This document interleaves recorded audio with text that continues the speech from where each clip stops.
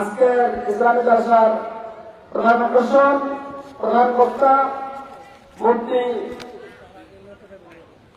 সম্মানিত মুসল্লি, আমি আপনাদেরকে ফাঁকা জায়গাগুলো পূরণ করার জন্য অনুরোধ করছি। যাদের সামনে ফাঁকা জায়গা আছে, অনুগ্রহপূর্বক একটু সামনে এগিয়ে আসুন। পিছনে কিছু জায়গা আছে, অনেক জায়গা আছে।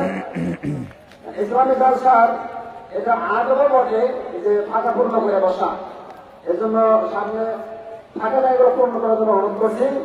এখন অবস্থান আছেন আজকের জলসার সম্মানিত প্রধান বক্তা মুফতি মীর মোয়াজ্জেম হোসেন সাহেবী। আমি তাকে বললাম ওয়াজ করার জন্য সবাই অনুরোধ জ্ঞাপন করছি। আসসালামু আলাইকুম।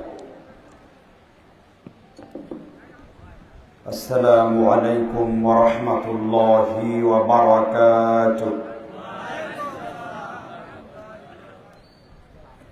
الحمد لله نحمده ونستعينه ونستغفره ونؤمن به ونتوكل عليه ونعوذ بالله من شرور أنفسنا ومن سيئات أعمالنا. من يهده الله فلا مضل له ومن يضلله فلا هادي له. وأشهد أن لا إله إلا الله وحده لا شريك له. وأشهد أن محمدا عبده ورسوله الذي أرسله بالحق بشيرا ونذيرا وداعيا إلى الله بإذنه وسراجا وقمرا منيرا. فقد قال الله تعالى في كلامه المجيد: أعوذ بالله من الشيطان الرجيم. بسم الله الرحمن الرحيم. إن الله وملائكته يصلون على النبي يا أيها الذين آمنوا صلوا عليه وسلموا تسليما. আমরা সকলেই আমাদের প্রিয় নবীজির পরে সর্বশ্রেষ্ঠ দরুদ পড়ছি। সেই দরুদের নাম কি? জোরে বলেন। দরুদে ইব্রাহিম। তবে এই কথাটা কোরআনেও নাই, হাদিসেও নাই। দরুদে ইব্রাহিম নামটা দিয়েছেন মুহাদ্দিস বা মুফাসসিরগণ। যেহেতু আমরা এই দরুদের মধ্যে ইব্রাহিম আলাইহিস সালাম এবং তার বংশধরদের গুণকীর্তন বা প্রশংসা করে থাকি, এজন্য সাহাবারা ইন্নাল্লাহা ওয়া মালাইকাতাহু এই আয়াতের ব্যাখ্যা করতে যে ইবনে কাসির রাহিমাহুল্লাহ তাফসিরে ইবনে কাসির 3য় খণ্ড সূরাতুল আহজাবের ব্যাখ্যায় তিনি আলোচনা করেছেন, তখন আল্লাহর রাসূল এই দরুদটা পড়ে শুনিয়েছেন। আল্লাহুম্মা, সবাই বলেন, আল্লাহুম্মা সাল্লি আলা মুহাম্মাদ ওয়া আলা আলি মুহাম্মাদ কামা সাল্লাইতা আলা ইব্রাহিম وعلى آل إبراهيم إنك حميد مجيد. এই দরুদটা হলো সকল দরুদের মধ্যে সর্বশ্রেষ্ঠ দরুদ, ঠিক কিনা বলেন? আমরা যত দরুদ পড়ি না কেন, এই দরুদের পূর্ণতা অন্য কোন দরুদ দিয়ে পৃথিবীতে কখনো হবে না, ঠিক না ঠিক? এই মাইকের আওয়াজ এই বাজারের যেই প্রান্ত পর্যন্ত পৌঁছবে, তাদের জন্য ওয়াজিব হলো, যখন এই মাহফিলের আওয়াজ আপনার কান পর্যন্ত পৌঁছে গেছে, এখানে উপস্থিত হওয়া। এখানে উপস্থিত হলে আল্লাহ রহম দেবেন না বরকত দেবেন? দুইজনে আস্তে কথা বললেন, বাকিরা কি কারা শুনতে পান না নাকি? রব্বে কারীম আল্লাহ সুবহানাহু ওয়া তাআলা কোরআনুল কারীমে বক্তব্য দিয়েছেন। আল্লাহ তাআলা বলেছেন কোরআন কারীমে, যখন তোমাদের সামনে কোরআন হাদিসের কথাগুলোকে বক্তব্য করা হবে, সামি'না, তোমরা কোরআন হাদিসের কথাগুলোকে আগে শুনবে। কি জন্য শুনবে? আতানা, মানার জন্য শুনবে। আল্লাহ তাআলা কোরআন কারীমে বললেন, কোরআনের আয়াতগুলো শোনার পরে মানার জন্য চেষ্টা করলে, গুফরানাকা রাব্বানা, নিঃসন্দেহে আমি আল্লাহ, ইলাইকুম নাসির, আমি আল্লাহ তোমাদের গুনাহগুলোকে ক্ষমা করব। আল্লাহ বললেন কোরআন হাদিসের কথাগুলোকে আগে শুনেছো, তারপর মেনেছো, আমি আল্লাহ তোমাদের গুনাহগুলো ক্ষমা করে দিয়েছি। এজন্য এখানে যারা আল্লাহর কথাগুলো শুনছেন আর আনুগত্য করার জন্য মেনে নিয়েছেন, আল্লাহ বলছেন গুফরানাকা রাব্বানা ওয়া ইলাইকাল মাসির, আমি আল্লাহ তোমাদের গুনাহগুলোকেও ক্ষমা করে দিয়েছি। সুবহানাল্লাহ বলেন। তাহলে এখানে যারা আসতে পারেন নাই তারা কি সৌভাগ্যবান না দুর্ভাগ্যবান?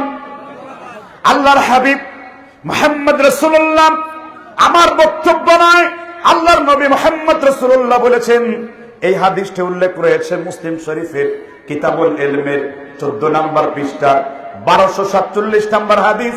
আল্লাহর নবী বলেছেন, মান সালাকা তারিকান ইয়ালতাবিসু ফীহি ইলমান, আল্লাহর কোন বান্দা, আল্লাহর কোন বান্দি যদি ইলম অর্জন করার জন্য একটা পাকে আল্লাহর রাস্তায় বাড়িয়ে দেয়, আল্লাহর নবী বলেছেন ইলম অর্জন করার জন্য একটা পাকে আল্লাহর রাস্তায় বাড়িয়ে দিয়েছো, আল্লাহর নবী বলেন মান সালাকা তারিকান ইয়ালতাবিসু ফীহি ইলমান সাহালাল্লাহু লাহু তারিকান ইলাল জান্নাতি, আল্লাহর নবী বলেছেন ওই পাকে, যেই পাতা আল্লাহর দ্বীন শিখার জন্য, হাদিস শিখার জন্য, কোরআনের ইলম শিখার জন্য আল্লাহর রাস্তার দিকে বাড়িয়ে দিয়েছো, আমার আল্লাহ তোমার জন্য জান্নাতের রাস্তাকে সহজ করবেন। একটু জোরে জোরে বলেন না সুবহানাল্লাহ। এই জন্য আমরা এখানে বসে আছি জান্নাতের পরিবেশে না জাহান্নামের পরিবেশে।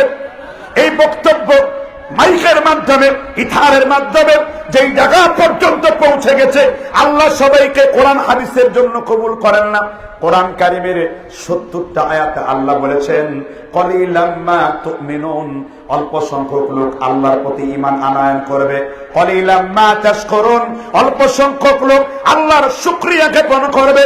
ইয়াসিনের মধ্যে রয়েছে বাল জাআহুম বিল হক ওয়া আকতারুহুম লিল হাক্কি কারিহুন, দুনিয়ার বেশিরভাগ লোকের কাছে যদি কোরআন হাদিসের কথাগুলোকে উপস্থাপন করা হয়, নবী বেশিরভাগ লোক কোরআন হাদিসের কথাগুলোকে মানবে না। এই যে আমরা বসে আছি, এটা আল্লাহর খাস রহমত এবং মেহেরবানি। মুসলিম শরীফের মধ্যে এসেছে, আল্লাহর কোন বান্দা যখন কোরআন হাদিসের বক্তব্য শোনার জন্য একটা জায়গায় সমবেত হয়ে যায়, আল্লাহর নবী বলেছেন ওই জায়গাটা ফেরেশতারা নূরের পরক দিয়ে তাদেরকে ঘেরাও দিয়ে থাকে। আপনার ডান দিকে একদল ফেরেশতারা এই দোয়া করছে, আল্লাহুম্মা গফির লাহু ওয়ারহামহু, রব্বে কারীম, তোমার কোরআন হাদিসের কথাগুলোকে শোনার জন্য তোমার যেই গোলামরা এখানে বসে আছে, তুমি তাদের গুনাহগুলোকে মাফ করে দাও, তুমি তাদের গুনাহগুলোকে ক্ষমা করে দাও, আল্লাহর কাছ থেকে তাদের জন্য রহমতের বৃষ্টি বাড়ি দ্বারা নাজিল করে দাও। এই জন্য যেই ব্যক্তি এখানে বসে আছেন তাদের উপর আল্লাহর রহমতের বাড়ি দ্বারা অবতীর্ণ হচ্ছে। যদি বলেন ঠিক না? ঠিক। তাহলে এই বাগানটা সাধারণ কোনো বাগান, মামুলি কোনো বাগান? এখনো পর্যন্ত বাজারে যেই সব লোক দাঁড়িয়ে আছে, এই মাহফিলের আওয়াজ যাওয়ার পরে ওই মেলার মধ্যে খেলা করছে, আল্লাহর কসম করে বলি এই মাহফিল করে জাহান্নামে যেতে হবে। কেন? আপনারা মাহফিল দিয়েছেন কিসের জন্য? কার সন্তুষ্টির জন্য? আর বাজারে যে যে মেয়ে মানুষের ঢল নেমেছে, সহি ওরস পালন করছে, এটার হিসাব দিবে কোথা থেকে আপনি? হ্যাঁ, কোথা থেকে দেবেন? এজন্য মাহফিল আপনি বাজার রাখবেন, আপনি মেলা রাখবেন, তবে সেই মেলাগুলো হলো বিশুদ্ধ আলেম ওলামাদের বইয়ের মেলা, যারা দুইটা বই কিনেছে তার জীবনকে পরিবর্তন করতে পারে। ঠিক না? ঠিক দিতে পারে। কিন্তু এই মেলা বিলে তো বিড়িখোররা বিড়ি খাবে, প্রেমবাজরা প্রেমের তালিকা নিয়ে প্রেমিকাকে সেইখানে ডেট করতে আসবে। ঠিক না? ঠিক দিতে পারেন। আপনারা খোঁজ নিয়ে দেখেন এই দুর্বৃত্তকারীরা এই কাজগুলো করছে। ঠিক না? ঠিক। এই জন্য আপনারা যারা কোরআন হাদিসের কথা যারা দাঁড়িয়ে আছেন, আল্লাহর ওয়াস্তে বলছে এখানে বসে পড়েন। আমি আল্লাহর রহমতের কামনা করছি, আর আল্লাহর বাগানে বসলে সেখানে রহমত আসবে। জুড়ে বলে ঠিক না? ঠিক। আমাদের আজকের নান্দিয়াপাড়া তালপট্টি জামে মসজিদের উদ্যোগে বার্ষিক ইসলামী জালসা, সোনাহাটা উচ্চ বিদ্যালয়ের মাঠ প্রাঙ্গণ দনুক বগুড়া। সভাপতিত্ব করছেন প্রভাষক মোহাম্মদ আতাউর রহমান সাহেব এবং আজকের সম্মানিত প্রধান অতিথি জনাব ফজলে খোদা তুহিন, তিনি সভাপতি নিমগাছি ইউনিয়ন বিএনপি। আজ আমার পূর্বে আলোচনা করেছেন মাওলানা মোহাম্মদ মুস্তফা বিন তবিবুর রহমান। এর আগে আলোচনা করেছেন মাওলানা মোহাম্মদ সুলতান মাহমুদ। আল্লাহ তাআলা সকলের আমল আলোচনাগুলোকে কবুল করে নিন, বলেন আমিন। কোরআন হাদিসের কথা যতক্ষণ পর্যন্ত হবে, প্রথম থেকে শেষ পর্যন্ত শুনতে রাজি আছেন? কে কে হাত তুলে দেখান? হাত তুলছেন তো সবাই? হাত নামান। বলেন, মুনাফিকের প্রধান আলামত কয়টা? এটা আমলগত। কি গত? আমলগত। মুনাফিক দুই রকম, একটা হলো ইতিকাদি, আকীদাগত, আর একটা হলো আমলি মুনাফিক, আমলগত। মুনাফিকের মোট বৈশিষ্ট্য কোরআন এবং হাদিসে 41টা রয়েছে। কয়টা বৈশিষ্ট্য?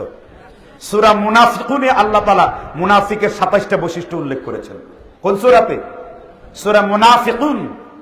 আর হাদিসের মধ্যে আসছে মুসলিম শরীফের, বুখারী মুত্তাফাকুন আলাই, ফাতহুল বারী প্রথম খণ্ড 43 পৃষ্ঠা, যে মুনাফিকদের প্রধান আলামত হলো তিনটি।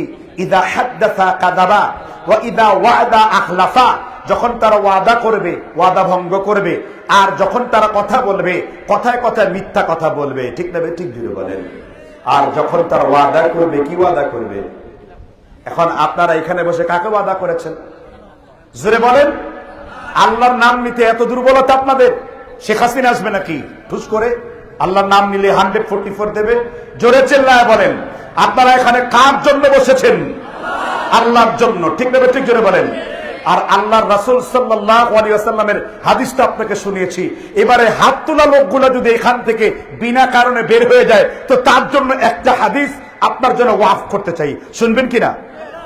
আল্লাহর হাবিব বলেছেন, বিশ্বনবী মুহাম্মদ সাল্লাল্লাহু আলাইহি ওয়াসাল্লাম তিনি বক্তব্য করেছেন, লিকুল্লি কাবিরিন লাওয়াউন ইয়াউমাল কিয়ামা। আল্লাহর নবী বলেছেন, যে ব্যক্তি কোন মানুষের সাথে ওয়াদা করে, ওয়াদা ভঙ্গ করবে, লিকুল্লি কাবিরিন লাওয়াউন ইয়াউমাল কিয়ামা, কিয়ামতের দিন তার পেছনের রাস্তায় এক ধরনের লোহার পতাকা উঠতে থাকবে। এই হাদিসের ব্যাখ্যায় ইমাম নববী রাহমাতুল্লাহ আলাইহি শারহে মুসলিমের মধ্যে বর্ণনা করেছেন, কিয়ামতের দিন যার ওয়াদা যত বড়, তার লোহার পতাকা তত বড় উঠবে। আমাদের এলাকায় নির্বাচন করা সভাপতি, চেয়ারম্যান ইলেকশন করার পরে, এমপি ইলেকশন করার পরে বলেন, আমি আপনাদের জন্য রাস্তা নির্মাণ করে দেব, মসজিদের মধ্যে 20 লক্ষ টাকা দেব। 5 বছর পর্যন্ত একই ওয়াদা সব সময় করে, কিন্তু দেওয়ার নামে কোনো খবর নাই।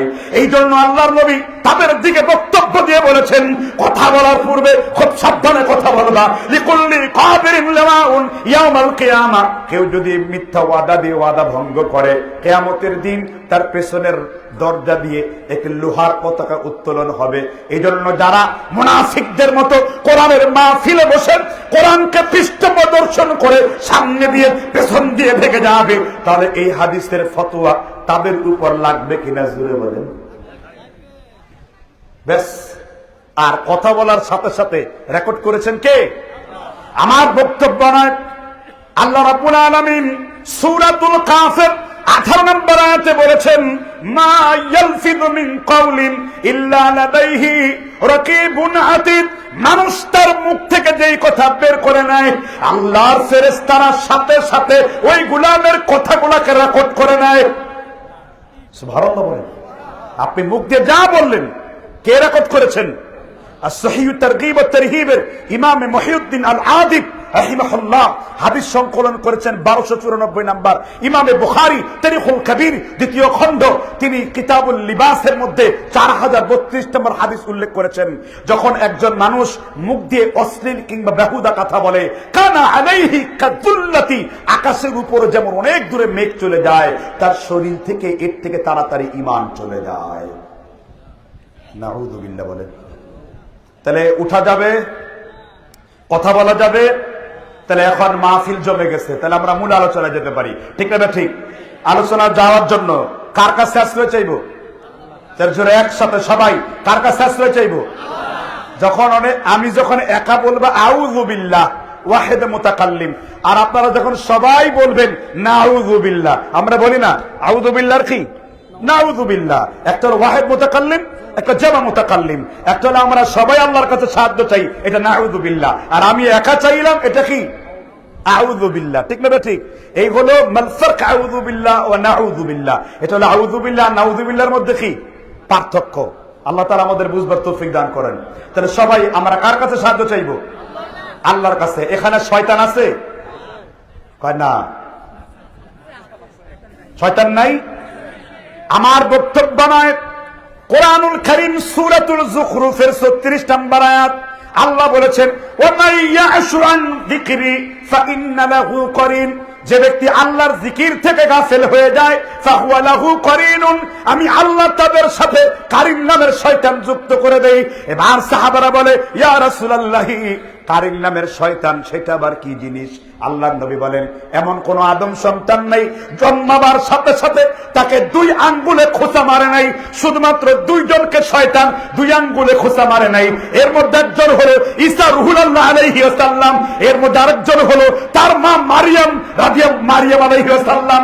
এই 2 জন ব্যক্তিকে জন্মাবার সময় শয়তান তাকে 2 আঙ্গুলে খোঁচা মারে নাই। আর প্রত্যেক ব্যক্তির সাথে শয়তান আছে। এবার সাহাবারা বললেন, ইয়া রাসূলুল্লাহি, আপনার সাথেও কি শয়তান আছে নাকি? আল্লাহর নবী বলেছেন, হ্যাঁ, আমার সাথেও শয়তান ছিল, কিন্তু হুনাইনের যুদ্ধে আমার শয়তান ইসলাম গ্রহণ করে ফেলেছে। তোমরা এমন নবীকে পেয়েছো যেই নবীর শয়তান পর্যন্ত ইসলাম গ্রহণ করেছে। সুবহানাল্লাহ। আমরা এমন নবী পেয়েছি যার শয়তান কি হয়ে গেছে। সিরাতে হালবিয়া, সিরাতে ইবনে ইসহাক, এছাড়া এই হাদিসটি ইমাম জাফর আত-তাহাবি ইলাউস সুনান এই গ্রন্থের মধ্যে তিনি উল্লেখ করেছেন সহিহ সনদে, হাসান সনদে। আল্লাহ তাআলা বুঝবার তৌফিক দান করুক। তাহলে শয়তান থেকে বাঁচার জন্য কি পড়তে হবে? সবাই একসাথে, আউযু বিল্লাহি মিনাশ শাইতানির রাজীম, বিসমিল্লাহির রহমানির রহিম, ইন্নাহু মান ইউশরিক বিল্লাহি ফাকাদ হারামাল্লাহু আলাইহিল জান্নাহ ওয়া মাআওয়াহুন নার ওয়া মা লিয-যালিমিনা মিন আনসার। সুবহানাল্লাহ বলেন। কোন সূরা? সূরাতুল মায়েদা। কোন সূরা পড়েছি? সূরা মায়েদা, আয়াত নাম্বার 72। মায়েদা শব্দের অর্থ কি জানা আছে কি? মায়েদা শব্দের অর্থ বললো যে, হ্যাঁ কি হুজুর, মায়েদা মানে দাওয়াখানা, কাছাকাছি। মূলত হলো খাবারের যে জিনিসটা বিছানো হয়, এটার নাম কি? দস্তরখান। ঈসা আলাইহিস সালামের অনুসারীরা বলল যে, আপনি আমাদেরকে জান্নাতের মায়াদা অবতীর্ণ করেন, মানে একটা দস্তরখানা ভর্তি খাবার পৃথিবীতে অবতীর্ণ করেন। আল্লাহ সকালে আর সন্ধ্যায় জান্নাত থেকে স্পেশাল খাবার ঈসা আলাইহিস সালামের উম্মতের জন্য আল্লাহ বরাদ্দ করেছিলেন। সুবহানাল্লাহ বলেন। তাহলে মায়েদা শব্দের অর্থ কি? দস্তরখানা। তাহলে দস্তরখানা খাওয়ার জন্য আলাদা কোনো ফজিলত নাই, তবে দস্তরখানা মানে হলো যেখানে আপনি খাবার বিছিয়ে খান, আর গোটা জমিনটাকে আল্লাহ দস্তরখানা করেছেন। সুবহানাল্লাহ বলেন। কি দস্তরখানা করেন নাই? যেখানে খাবার দেওয়া হয়। আল্লাহ জমিনে খাবার দেন না? কোরআন আল্লাহ আলোচনা করেছেন সূরা আল বাকারার 19 নম্বর আয়াতের পরে, আল্লাযী জাআলা লাকুমুল আরদা ফিরাশ, আমি আল্লাহ জমিনকে তোমাদের জন্য বিছানা বানিয়েছি, আর ছাদকে তোমাদের জন্য, আকাশকে তোমাদের জন্য ছাদ বানিয়েছি, আর ছাদ থেকে চুইয়ে চুইয়ে বৃষ্টি তোমাদের জন্য জমিনে নাজিল করেছি, আর জমিনের এই বৃষ্টির পানি দিয়ে কি করেছি? ওয়াল্লাযী আনজালা মিনাস সামাআ লাকুম মিনহু শারাবুন ওয়া মিনহু শাজারুন ফীহি তুসিমুন ইউনবিতু লাকুম বিহিজ যারআ ওয়া যাইতুনা ওয়াল নাখিলা। আল্লাহ তাআলা সূরা নাহলের 10 নম্বর আয়াতে বলেন, এই জমিনের পানি দিয়ে তোমাদের জন্য আঙ্গুর ফল তৈরি করেছি, তোমাদের জন্য জাইতুন ফল তৈরি করেছি। সূরা হাদীদ আল্লাহ আলোচনা করেছেন 75 নম্বর আয়াতে, কামাসালি গায়সিন আ'জাবাল কুফফার নাবাতুহু, আমি আকাশ থেকে এই জমিনের কৃষকদের জন্য এক পশলা বৃষ্টি আমি জমিনে যখন নাজিল করেছি, প্রচন্ড ফেটে গেছে, কোথাও পানি নাই, পানির জন্য হাহাকার। এক ফোঁটা বৃষ্টি যখন জমিনে নাজিল করেছি, আমি আল্লাহ দুনিয়ার সব কৃষকদের অন্তরটা আনন্দে ভরিয়ে দিয়েছি। কে উল্লেখ করেছেন? আল্লাহ। কোরআনের তাফসীর বুঝতে হলে কিছুটা জ্ঞান প্রয়োজন, আর আল্লাহ সবার কলবকে কোরআনের জন্য প্রয়োজন, কোরআনের জন্য না। একমাত্র কোরআনকে যে ভালোবাসবে, কোরআন এর পক্ষে যে থাকবে, রাসূল বলেছেন তাফসীর রুহুল মানি, ইমাম মুহাম্মদ আলুসি আল বাগদাদি 17 খণ্ড 144 পৃষ্ঠায় হাদিস দ্রষ্টব্য করেছেন। রাসূলুল্লাহ সাল্লাল্লাহু আলাইহি ওয়াসাল্লাম বলেছেন, মান ক্বালা বিহি সাবাকা, যে ব্যক্তি কোরআন দিয়ে কথা বলেছে, এই জমিনে সে সত্য কথা বলেছে। সুবহানাল্লাহ বলেন। ওমান হাকিমা বিহি আদিলা, আর যে ব্যক্তি কোরআন দিয়ে জমিনের ন্যায় বিচার প্রতিষ্ঠিত করেছে, চুরি করলে, ডাকাতি করলে, যাকাত ভিত্তিক সমাজ ব্যবস্থা, অন্যায় অসত্যের বিরুদ্ধে, চাঁদাবাজদের বিরুদ্ধে, দুর্নীতিবাজদের বিরুদ্ধে সব জায়গায় কোরআন তোমাদের জন্য একমাত্র ন্যায় বিচার করেছে। দুনিয়ার কোন তন্ত্রমন্ত্র মানুষের জন্য ন্যায় বিচার করতে পারে নাই। যারা ঠিক বলেন নাই তাদের ঈমানের সমস্যা আছে। রাসূল যেটা বলেছেন ওইটাই ঠিক, ঠিক না? ঠিক। এজন্য কোরআনের আয়নায় বিম্বিত মুমিন। আপনি যখন দাঁড়ায় কোরআন তেলাওয়াত করেন, আপনার ঠোঁট কি কেমন থাকে? আনাস বিন মালিক রাদিয়াল্লাহু তাআলা আনহু বলেছেন, এই হাদিসটি মুয়াত্তা মালিকের 247 নম্বরে বর্ণিত। এই হাদিসটি ইমাম হাইসামি মাজমাউজ জাওয়ায়েদের 3035 নম্বরে বর্ণিত। এই হাদিসটি মিশকাতুল মাসাবিহের শরা আল্লামা মোল্লা আলী কারি মিরকাতুল মাফাতিহ 3য় খণ্ড 74 পৃষ্ঠায় বর্ণনা করেছেন। নবী সাল্লাল্লাহু আলাইহি সাল্লাম যখন নামাজের মধ্যে দাঁড়িয়ে কোরআন তেলাওয়াত করতেন, আনাস ইবনে মালিক বলেন, রাসূলের ঠোঁট তোমাদের মতো না, রাসূলের 2 ঠোঁট কোরআন পড়তে পড়তে ফাইন্নাহা তুরুকুল কুরআন, মনে হতো রাসূলুল্লাহর 2টা ঠোঁট কোরআনের রাস্তা হয়ে গেছে, যেন ওই 2 ঠোঁট দিয়ে সরাসরি আল্লাহর কোরআন জমিনে নাজিল করছে। আপনারা মনে করছেন বানিয়ে ওয়াজ করতে হয়? হাদিসে এত ভান্ডার আছে যে কোরআন হাদিসই আমাদের জন্য যথেষ্ট, ঠিক না? ঠিক। এবার সরল তরজমা, সূরাতুল মায়েদার 72 নম্বর আয়াত। আল্লাহ বলেছেন, নিঃসন্দেহে যে ব্যক্তি আল্লাহর সাথে শিরক করবে, তার জন্য আমি আল্লাহ জান্নাতকে কি করে দিয়েছি? আল্লাহর সাথে কি করলে? শিরক করলে। এখন প্রশ্ন করব আপনাদেরকে, একজন মানুষ কয় রকম শিরক করে থাকে? সাধারণ উত্তর 2 রকম। শিরকে আকবার, শিরকে আসগর। আকবরের কথা অনেকে বুঝে নাই, আকবর আবার কারে কয়? শিরকে আকবর মানে বড় শিরক, আর শিরকে আসগর মানে হলো কি? ছোট শিরক।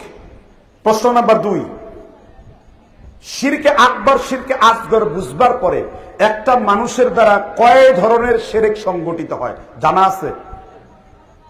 জানেন না? একটা মানুষ দ্বারা মোটামুটি বড় এবং ছোট মিলিয়ে 51টা শিরক সংগঠিত হয়। 36টি হলো বড় শিরক, আর বাকি 16টি হলো ছোট শিরক। এখন শিরক কারে কয়টাই বুঝে না। বাইরে কিছু ছেলেরা কথা বলছে, আমি আল্লাহর রাস্তায় বলবো চুপ করো তোমরা মিয়া। এখানে বেয়াদব গুলো ভলেন্টিয়াররা কোথায়?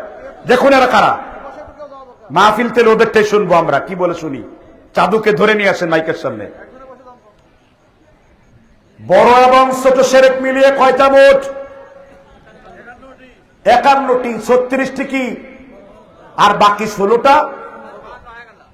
হ্যাঁ, 36টি আর 15টি, তাহলে কয়টা মোট? 51টা শিরক। এখন প্রশ্ন হলো, এই শিরক সম্পর্কে আপনাদের ধারণা আছে কি? শিরক করলে জান্নাতে যাবেন না জাহান্নামে যাবেন? এই যে কিছুদিন পূর্বে আপনারা বিভিন্ন জায়গায় মূর্তির সামনে দাঁড়িয়ে মূর্তিকে ভালোবেসেছেন, প্রথম কথা হলো হিন্দু ধর্মগ্রন্থে কোনো মূর্তি নেই।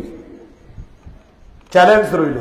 শ্রীমদ্ ভগবদ গীতা মন্ত্র নাম্বার 45 উল্লেখ করেছে, না তস্তে প্রতিমা আস্তে, ভগবানের কোন ছবিও নাই, ভগবানের কোন মূর্তিও নাই।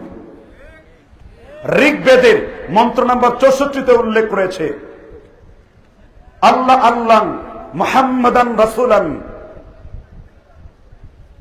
মুরসালিবাসসাম, আল্লাহ এক, মুহাম্মদ নামের একজন নরসংসা আসবেন, তিনি মরুভূমিতে গোসল করবেন এবং একটি কিতাব পড়িয়া তিনি জনগণকে অন্ধকার মুক্ত করবেন। কোরআন খোলেন, ইয়াতলু আলাইহিম আয়াতিহি ওয়া ইউযাক্কিহিম, তিনি তার জমিনের বান্দাদেরকে কোরআন দিয়ে পবিত্র করবেন। সুবহানাল্লাহ।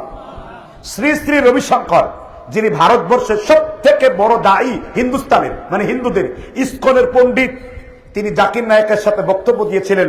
সেই প্রোগ্রামে 1,96,000 প্রায় 2 লক্ষ লোকের উপস্থিতিতে সেখানে 1600 হিন্দু ইসলাম গ্রহণ করেছিল।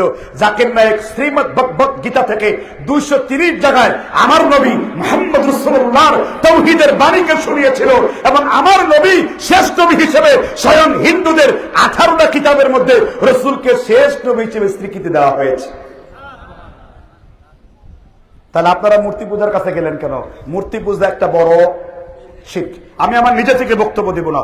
যদি এমন কাজ কেউ করে থাকেন তওবা করা জরুরি। ঠিক না? ঠিক। হাদিস শুনিয়ে দিই নাকি? কোন কিতাবে?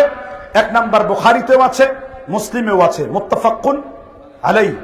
এই হাদিস মুসনাদ আহমদের 10ম খণ্ডের 15075 নম্বরে উল্লেখ করেছে। নবী সাল্লাল্লাহু আলাইহি ওয়াসাল্লাম বলেছেন, লা তাকুমুস সাআহ, ওই পর্যন্ত দুনিয়ায় কিয়ামত হবে না। কোন পর্যন্ত? লা তাকুমুস সাআহ, ওই পর্যন্ত কিয়ামত হবে না। কোন পর্যন্ত? হাত্তা তালহাকা কবাইলু মিন উম্মতি বিল মুশরিকিন, যে পর্যন্ত আমার উম্মতের মুসলমানেরা মুশরিকদের সাথে মিলিত না হবে। কাদের সাথে মিলিত হবে? মুশরিকরা মূর্তি পূজা করবে, এরাও মূর্তি পূজা করবে। মুশরিকরা পহেলা বৈশাখের নামে মঙ্গল প্রদীপ শোভাযাত্রা তৈরি করবে, এরাও তাদের সাথে মিলে তাই করবে।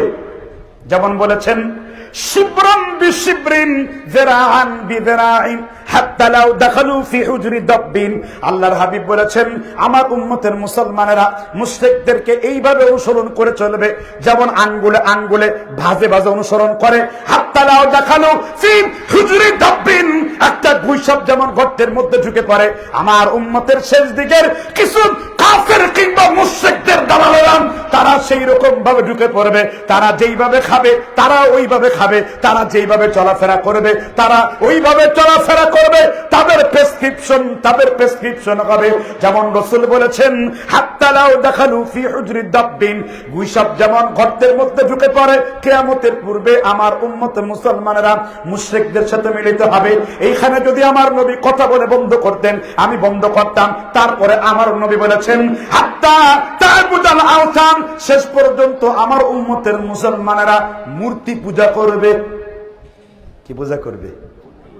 বলেছেন মুহাম্মদ, কথা বলে না করো, বলেছেন মুহাম্মদ। বানিয়ে কথা বলেছি, বুখারীর দলিল দিয়েছি, মুসলিমের দলিল দিয়েছি, মুসনাদ আহমদের দলিল দিয়েছি, নাম্বার বলেছি, আরবি বলেছি, বাংলা অনুবাদ করেছি। এটাকে বোঝার জন্য কবি নজরুলের একটা কবিতা বুঝতে হবে আপনাদেরকে। শোনাবো নাকি?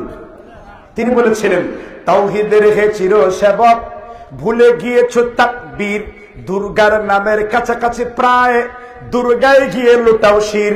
ওদের যেমন রামনারায়ণ তোমার তেমনি মানিক পীর, ওদের কলা চাউলের সঙ্গে মিশে গেল পীরের ক্ষীর। কে বলছেন?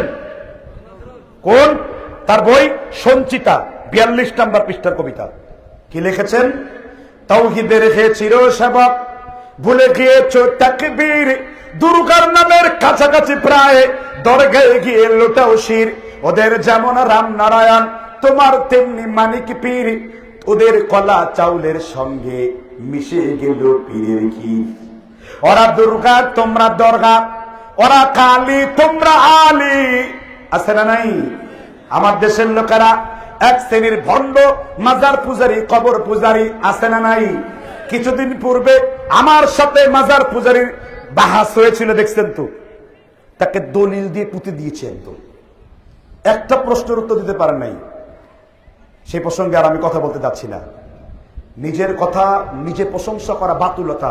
আমাদের দেশের এক শ্রেণীর বক্তারা উঠেই বিভিন্ন নিজের প্রশংসা।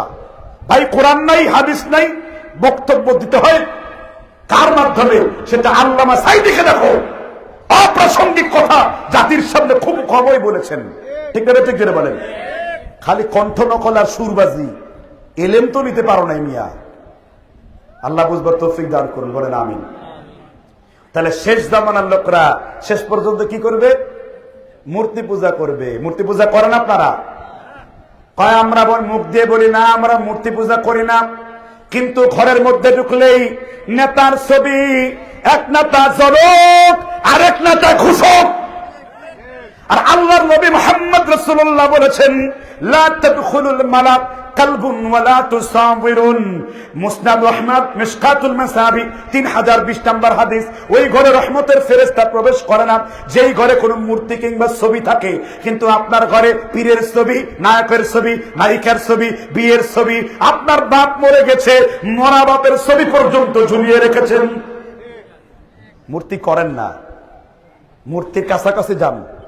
এজন্য ইকবাল বলেছিলেন, কে হ্যায় দাতি ওয়াহিদ ইবাদত কি লায়েক, ज़बा और दिल की शहादत की लायक, उसी की तलब में मरू जब मरू तुम, मुबर्रह है शिरकत किसने अल्लाही, अखुवत के गुलदन किसने सजाई। सुबहानाल्लाह। এজন্য মূর্তি শেষ দিকের লোকেরা মুসলিমরা কি পূজা করবে? মূর্তি পূজা করবে। দেখলেন তো, হ্যাঁ? অথচ হিন্দু ধর্মে মূর্তি বলতে কোনো কিছু নাই, ঠিক না? ঠিক। আর আজকে মূর্তির সাথে এই দ্বন্দ্ব জন্মে জন্মে, ঠিক না? ঠিক। আমরা শহীদদের জন্য দোয়া করি, প্রাণ ভরে দোয়া করি। আবু সাঈদ নিজের রক্ত ফেলে দিয়ে উত্তরবঙ্গের একজন শ্রেষ্ঠ বীরদের মধ্যে অন্তর্ভুক্ত হয়েছে, ঠিক না? ঠিক করে বলেন। তার বাপ পর্যন্ত বলেছে আমার ছেলের নামে কোন স্ট্যাচু চলবে না, ভাস্কর্য চলবে না, কোন মূর্তি চলবে না। তোমরা যদি আমার ছেলের রহমত কামনা করতে চাও, আমার ছেলের সদকায়ে জারিয়া চালু করতে চাও, তাহলে আবু সাঈদের নামে মরে মরে মসজিদ তৈরি করো, সেখানে আল্লাহর গোলামরা সেজদা করবে, প্রতিটি সেজদার সওয়াব আবু সাঈদের আমল নামে আল্লাহ ঢুকিয়ে দেবে, ঠিক না? ঠিক করে বলেন। আমরা তাওহীদে বিশ্বাসী, এই জন্য আমরা আহলে হাদিস নাকি বলেন? তাওহীদে বিশ্বাসী, এই জন্য আমরা কি আহলুল হাদিস সালাফি। যার শানে ইমাম শাফি বলেন, ইদা রাআইতু রাজুলাম মিন আসহাবিল হাদিস ফাকান্নি রাআইতুন নবী সাল্লাল্লাহু আলাইহি ওয়াসাল্লাম হাইয়ান। আমি যখন কোন আহলে হাদিসকে দেখি মনে হয় যেন, ইমাম শাফি বলেন, আমি আল্লাহর রাসূলকে আমার চোখের সামনে জীবিত দেখি। কোন কিতাব? কিতাবুল উম পৃষ্ঠা 3। এছাড়া তাসকিরাতুল হুফাজ ইমাম যাহাবি দিয়ানুজ যুআফা লিল মাতরুকিন 6ষ্ঠ খণ্ড 346 পৃষ্ঠা তিনি এই দলিল উল্লেখ করে গেছেন। তাহলে বোঝা যাচ্ছে এই দলিলের ভিত্তিতে মুসলিমরা কোনোদিন মূর্তি পূজায় নিমজ্জিত হবে না, ঠিক না? ঠিক বলে। আর আমরা মূর্তি পূজা যারা করে তাদের বিরোধী না, আমরা তাদেরকে দাওয়াত দেওয়ার পক্ষে, ঠিক না? ঠিক। কারণ কোরআনে আল্লাহ শিখিয়েছেন, সূরা বাকারার 256-57 নম্বর আয়াত, লা ইকরাহা ফিদ্দিন ক্বাদ তাবায়্যানার রুশদু মিনাল গায়্যি, নির্ণয় হয়ে গেছে ভালো আর মন্দ, ঠিক না? ঠিক। এজন্য ইসলাম কারোর উপর জোর করে চাপায়া দেওয়া যাবে না। ইসলামের কাজ বড় সুন্দর, বরং ইসলাম তরবারির জোরে আসে নাই, ইসলাম উদারতার জোরে আসে। তবে ইসলাম প্রচারে মুশরিকদের প্রতিরোধ করার জন্য, ডিফেন্স করার জন্য তরবারির ব্যবহৃত হয়েছে, ঠিক না? ঠিক। অতএব আমরা কাউকে চাপাবো না। কেউ অন্য ধর্মের হয়ে মূর্তি পূজা করে, আমরা তার ধর্মকে খাটো করে কথা বলবো না। এটা আমার ইসলাম শিখায় নাই। কারণ আমি যদি এখন তার ধর্মকে গালি দেই, তারা আমার আল্লাহকে গালি দেবে, ঠিক না? ঠিক করে বলেন। তবে আপনি নিজেই মূর্তি পূজারীর সাথে, প্রবৃত্তি পূজারীর সাথে সেখানে মিলে কেন আপনি কলা প্রসাদ খাবেন? এটা অন্যায়, এটা অন্যায়। এই জাজমেন্ট ঠিক না। একজন মুসলিম হিসেবে এটা পরিত্যাগ করতে হবে, নাকি বলেন? এজন্য মূর্তি পূজার নীতি নিয়ে আমরা চলবো না, ঠিক না? ঠিক। আমরা কার নীতি নিয়ে চলবো? জোরে বলেন, কার নীতি নিয়ে চলবো? কারণ আমাদের একমাত্র মাওলাকে আল্লাহ। আমরা আল্লাহ ছাড়া কাউকে ভয়। আপনারা তো গজল গান, আল কোরআনের সৈনিক আমি, নেই তো কোনো ভয়, এক আল্লাহর গোলাম আমি, এই তো পরিচয় আমার, এই তো পরিচয়, ঠিক আছে? ঠিক বলে। একমাত্র কার গোলামি করবা? ওয়াকাদা রাব্বুকা আল্লা তা'বুদু ইল্লা ইয়া ওয়া বিল ওয়ালিদাইনি ইহসানা। নবী, আপনি আপনার উম্মতদেরকে জানিয়ে দিন, একমাত্র আমি আল্লাহ তাওহীদকে মানবা। সুবহানাল্লাহ। কার তাওহীদকে মানবো? তাহলে একটি শিরিক চুল আসা যাবে, এটাই ইজতিহাদ, এটাই হলো কি ইজতিহাদ। সুতরাং অপ্রয়োজনীয় ছবি এটা নিষিদ্ধ করতে হবে। পারবেন তো ইনশাআল্লাহ? তাহলে আমরা 35 এবং 16 এই দুইটার মধ্যে কয়টা শিখলাম আজকে? এক। তাহলে এখানে কয়টা বিষয়? মুশরিকদের সাথে মিলিত হওয়া যাবে না। ভাই এখানে চেক করলে অনেক যুবকের হাতের মধ্যে রয়েছে তাবিজ, না তাবিজের পর্ব তো পরে আসবে, হাতের মধ্যে ব্রেসলাইট রয়েছে, ঠিক না? ঠিক। এই ব্রেসলাইট পরার পুরুষদের কোনো অধিকার আছে কিনা? আজকে ব্রেসলাইট পরেছো, কালকে শাড়ি পরবে, আর তারপরে তোমার কপালে টিপ পরিয়ে তোমার মহিলা হওয়ার 16 কলা পরিপূর্ণ করে দেওয়া হবে। এটা মুসলিমদের ইমান আকীদা না। আল্লাহ তাআলা হেফাজত করুন, জুড়ে বলেন আমিন। এবার আমরা 2 নম্বর শিরক নিয়ে কথা বলবো। কি শুনতে রাজি আছেন তো? আচ্ছা, আপনারা কি আমার কথা শুনে বিরক্ত হচ্ছেন? এরপরও যদি মাঝখান দিয়ে কোনো চেটা শয়তানের গুতা খেয়ে এপাশ ওপাশটা বের হয়ে যায়, চুপ করে বসে ফেলবেন ওকে। কোন, আমি কোরআন হাদিস বলছি কিনা, কোন লোক নড়াচড়া করতে পারবে না। Don't move at once, keep silent everybody. 2 number শিরক নিয়ে আলোচনা করব আপনাদের সামনে। কয় নাম্বার শিরক? 2 নম্বর শিরক, কমন শিরক। 2 নম্বর শিরকের মধ্যে রয়েছে আওয়াদা ইউআউযু তাওয়ীযান, বাবে তাফঈল থেকে এসেছে। আপনাদের আশেপাশে অনেক মারা বোনেরা, বাচ্চা হয় না, সংসারের মিল হয় না, দৌড় দিয়ে যাচ্ছে কবিরাজের বাড়ি, ঠিক না? ঠিক। আচ্ছা, দৌড় দিয়ে যাচ্ছে গণকের বাড়ি। বাবা কি হয়েছে? আমার স্বামী স্ত্রী মিলতেছে না, এখন কি হয়েছে? আর বাবাও কম না, হাত দেখে বলল তোর 14টা সন্তান, 15টা বাচ্চা, 16টা ইত্যাদি, অমুক তমুক বলে মেরে ফেলেছে, ঠিক না? ঠিক। এই যে আপনারা কিছু হলেই যে কবিরাজের কাছে দৌড় দেন, গণকের কাছে দৌড় দেন, ফকির তাবিজ বাবার কাছে দৌড় দেন, আমি আপনাদের সামনে একটা হাদিস বলবো। এই হাদিসের পরে এখানে অনেক ব্যক্তি মুশরিক হয়ে যাবে। বলবো কিনা? শুনতে চান? হাদিস উল্লেখ করা আছে মুসান্নাফ ইবনে আব্দুর রাজ্জাকের হাদিস 1781 নাম্বার। আল্লাহর নবী মুহাম্মদ রাসূলুল্লাহ বলেছেন, মান আতা কাহিনান বিমা ইয়াকুলু তাসদিক। কেউ যদি কোনো গণক কিংবা কেউ যদি কোনো কবিরাজের বাড়ির দিকে গেল, মান আতা কাহিনান বিমা ইয়াকুল তাসদিক, আর গণক কবিরাজ যা বলল সেটা বিশ্বাস করলো, আল্লাহর নবী বলেছেন ওই ব্যক্তি আল্লাহর নবীর উপর যা নাজিল হয়েছে তা অস্বীকার করলো। আল্লাহর নবী তারপর বলেছেন ফাকাদ কাফারা। যে ব্যক্তি কোন গণকের কাছে গেল, কবিরাজের কাছে গেল, আর গণক যা বলল সে বিশ্বাস করলো, মা বোনদের কান পর্যন্ত যদি আমার নবীর হাদিস তোমার কাছে পৌঁছে যায়, এই বক্তব্য যদি কোন ইয়াং কোন নবীর কান পর্যন্ত পৌঁছে যায়, আমার নবীর হাদিসটাকে তুমি ভালো করে আমল করবা। আমার নবী বলেছেন মান আতা কাহিনান বিমা ইয়াকুলু তাসদিক ফাকাদ কাফারা। যে ব্যক্তি কোন গণকের বাড়িতে কিংবা কবিরাজের কাছে গেল, হাত দেখালো কিংবা কোনো কিছু বলল, আর সে যা বলল তা বিশ্বাস করলো, আল্লাহর নবী বলেছেন ওই ব্যক্তি সাথে সাথে কাফের হয়ে গেল। এই জন্য কোন কবিরাজের কাছে যাওয়া যাবে না। আল্লাহর নবীর একজন সাহাবা এক বস্তিবাসীকে ঝাড়ফুঁক করলেন। আল্লাহর নবী বললেন, কি বলে ঝাড়ফুঁক করেছো? ক্বালা আ'রিদু আলাইয়া রুকাকুম, তোমার রুকিয়াটা আমার সামনে পেশ করো। এবার আবু সাঈদ খুদরি রাদিয়াল্লাহু তাআলা আনহু বললেন, আলহামদুলিল্লাহি রাব্বিল আলামিন আর রহমানির রহিম। আল্লাহর নবী সূরা ফাতিহা শেষ হওয়ার পরে বললেন, লা বাসা শিরকুন, তোমার ঝাড়ফুঁকে কোনো শিরকি কথাবার্তা নাই। আল্লাহর নবী, আমি এই ঝাড়ফুঁকের বিনিময়ে 30টা ছাগল নিয়েছি, এটাকে আমার জন্য হালাল নাকি? আল্লাহর নবী বলেছেন, ও আবু সাঈদ খুদরি রাদিয়াল্লাহু আনহু, ঝাড়ফুঁকের বিনিময়ে 30টা ছাগল নিয়েছো, আমি রাসূলুল্লাহর জন্য একটা ভাগ রেখে দাও। কারণ কোরআন এর বিনিময়ের ব্যাপারে যদি কেউ প্রথম কোরআনের বিনিময় খেয়ে থাকে, আমি আল্লাহর নবী সর্বপ্রথম কোরআনের বিনিময় গ্রহণকারী। রাসূল সর্বপ্রথম কোরআনের কি নিয়েছেন? বিনিময় নিয়েছেন। কয়টা ছাগল? 30টি ছাগল। আর রাসূল সাল্লাল্লাহু আলাইহি ওয়াসাল্লাম বিনিময় নিয়েছেন, বড় একটা ভাগ আমার জন্য দাও। এজন্য ইহুদিদের প্রথম হামলা হলো, মাদ্রাসায় পড়ো না, ওখানে পড়লে কানা ল্যাংরা ভঙ্গুর শয়তানের লেঙ্গুর হবে। মাদ্রাসায় পড়ায় না, ওখানে বসলে 4 পয়সার হুজুর হবে, ঠিক না ঠিক? এই জন্য বিদ্রোহী কবির ভাষায় বলতে হয়, চল চল চল উদ্বেগ ওখানে বাজে বাদল, নিম্নে উতলে ধরনে চল, অরণপাতের তরুণ দল, চল রে চল রে চল, ঠিক না ঠিক? The dust never settle down. মুসলিমরা কখনো ধুলোয় দূষিত হবে না, মুসলিমরা সব সময় হবে as like a soldier, a braver man, a braver prophet Muhammad sallallahu alaihi wasallam, who is the messenger all of the body and all of the human being.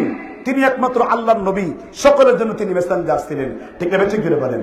কিন্তু হায় আফসোস নেই, জিতনা বড় ঠাকুর হ্যায় ইতনা বড় তাবিজ হ্যায়। আমি যত বড় হুজুর আমার তত বড় তাবিজ। দেখছেন আপনাদের দেশে কি তাবিজ পরিধান করে কিনা? আচ্ছা, একটি প্রথমে দলিল দেওয়ার পূর্বে আক্কেলি দলিল দিই। আক্কেলি মানে এই যে একটা কোরআন, এটা কি বিশ্বাস করেন কিনা? কে কে বিশ্বাস করেন না? যেগুলো হাত তুলে নাই ওগুলো মনে হয় সবগুলো অবিশ্বাসী।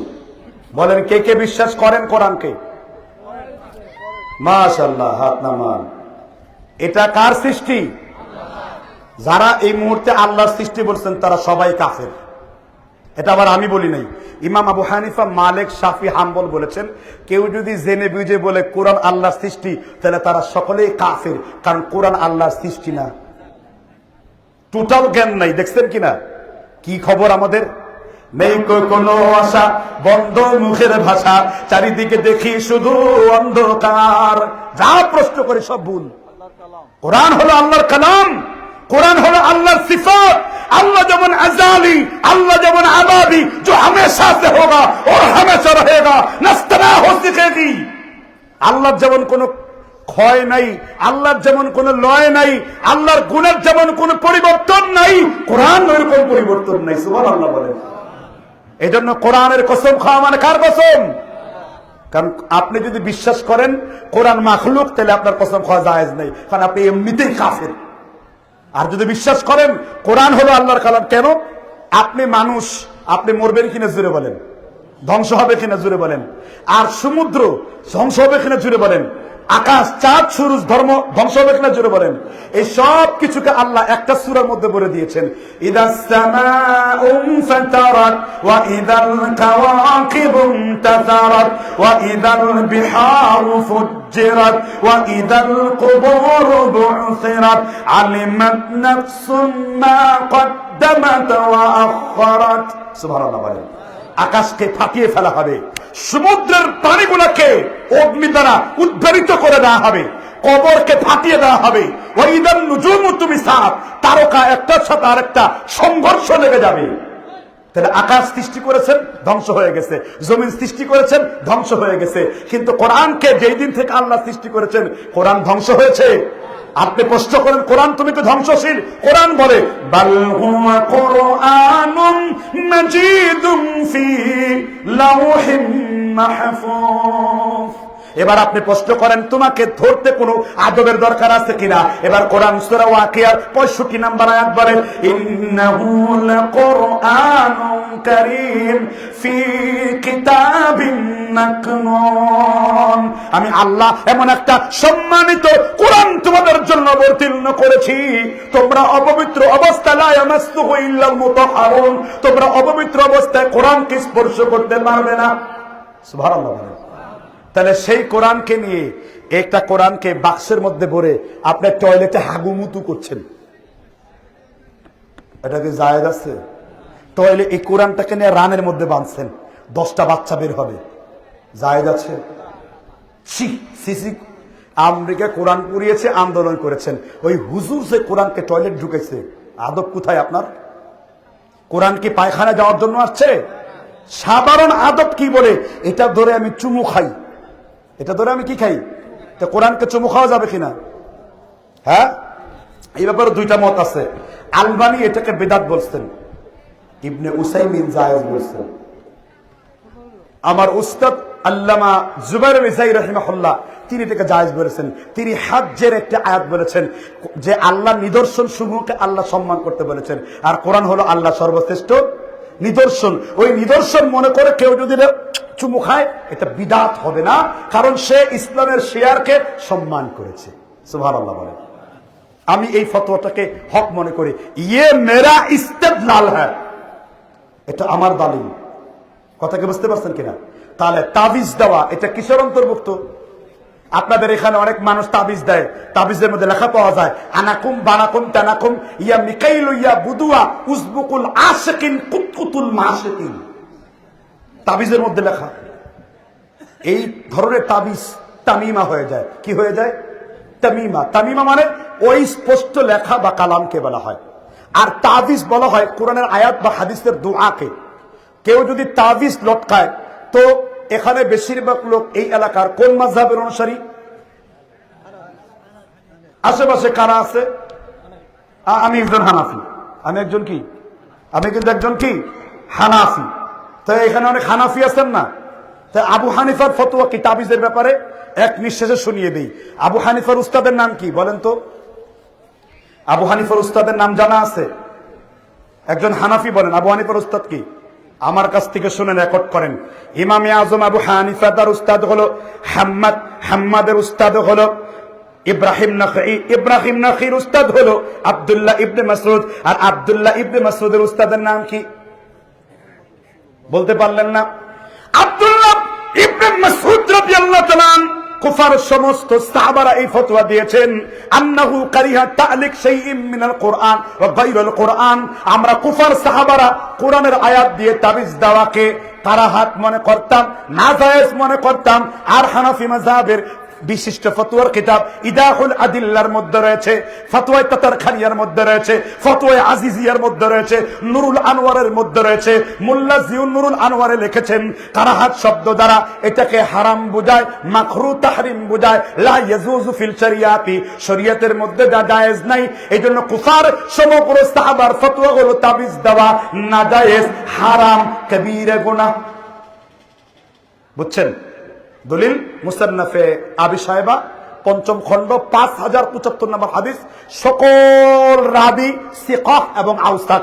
ইমাম ওয়াকি বিন জারা রাহিমাহুল্লাহ, ইমাম শাফির উস্তাদ। সুবহানাল্লাহ বলেন।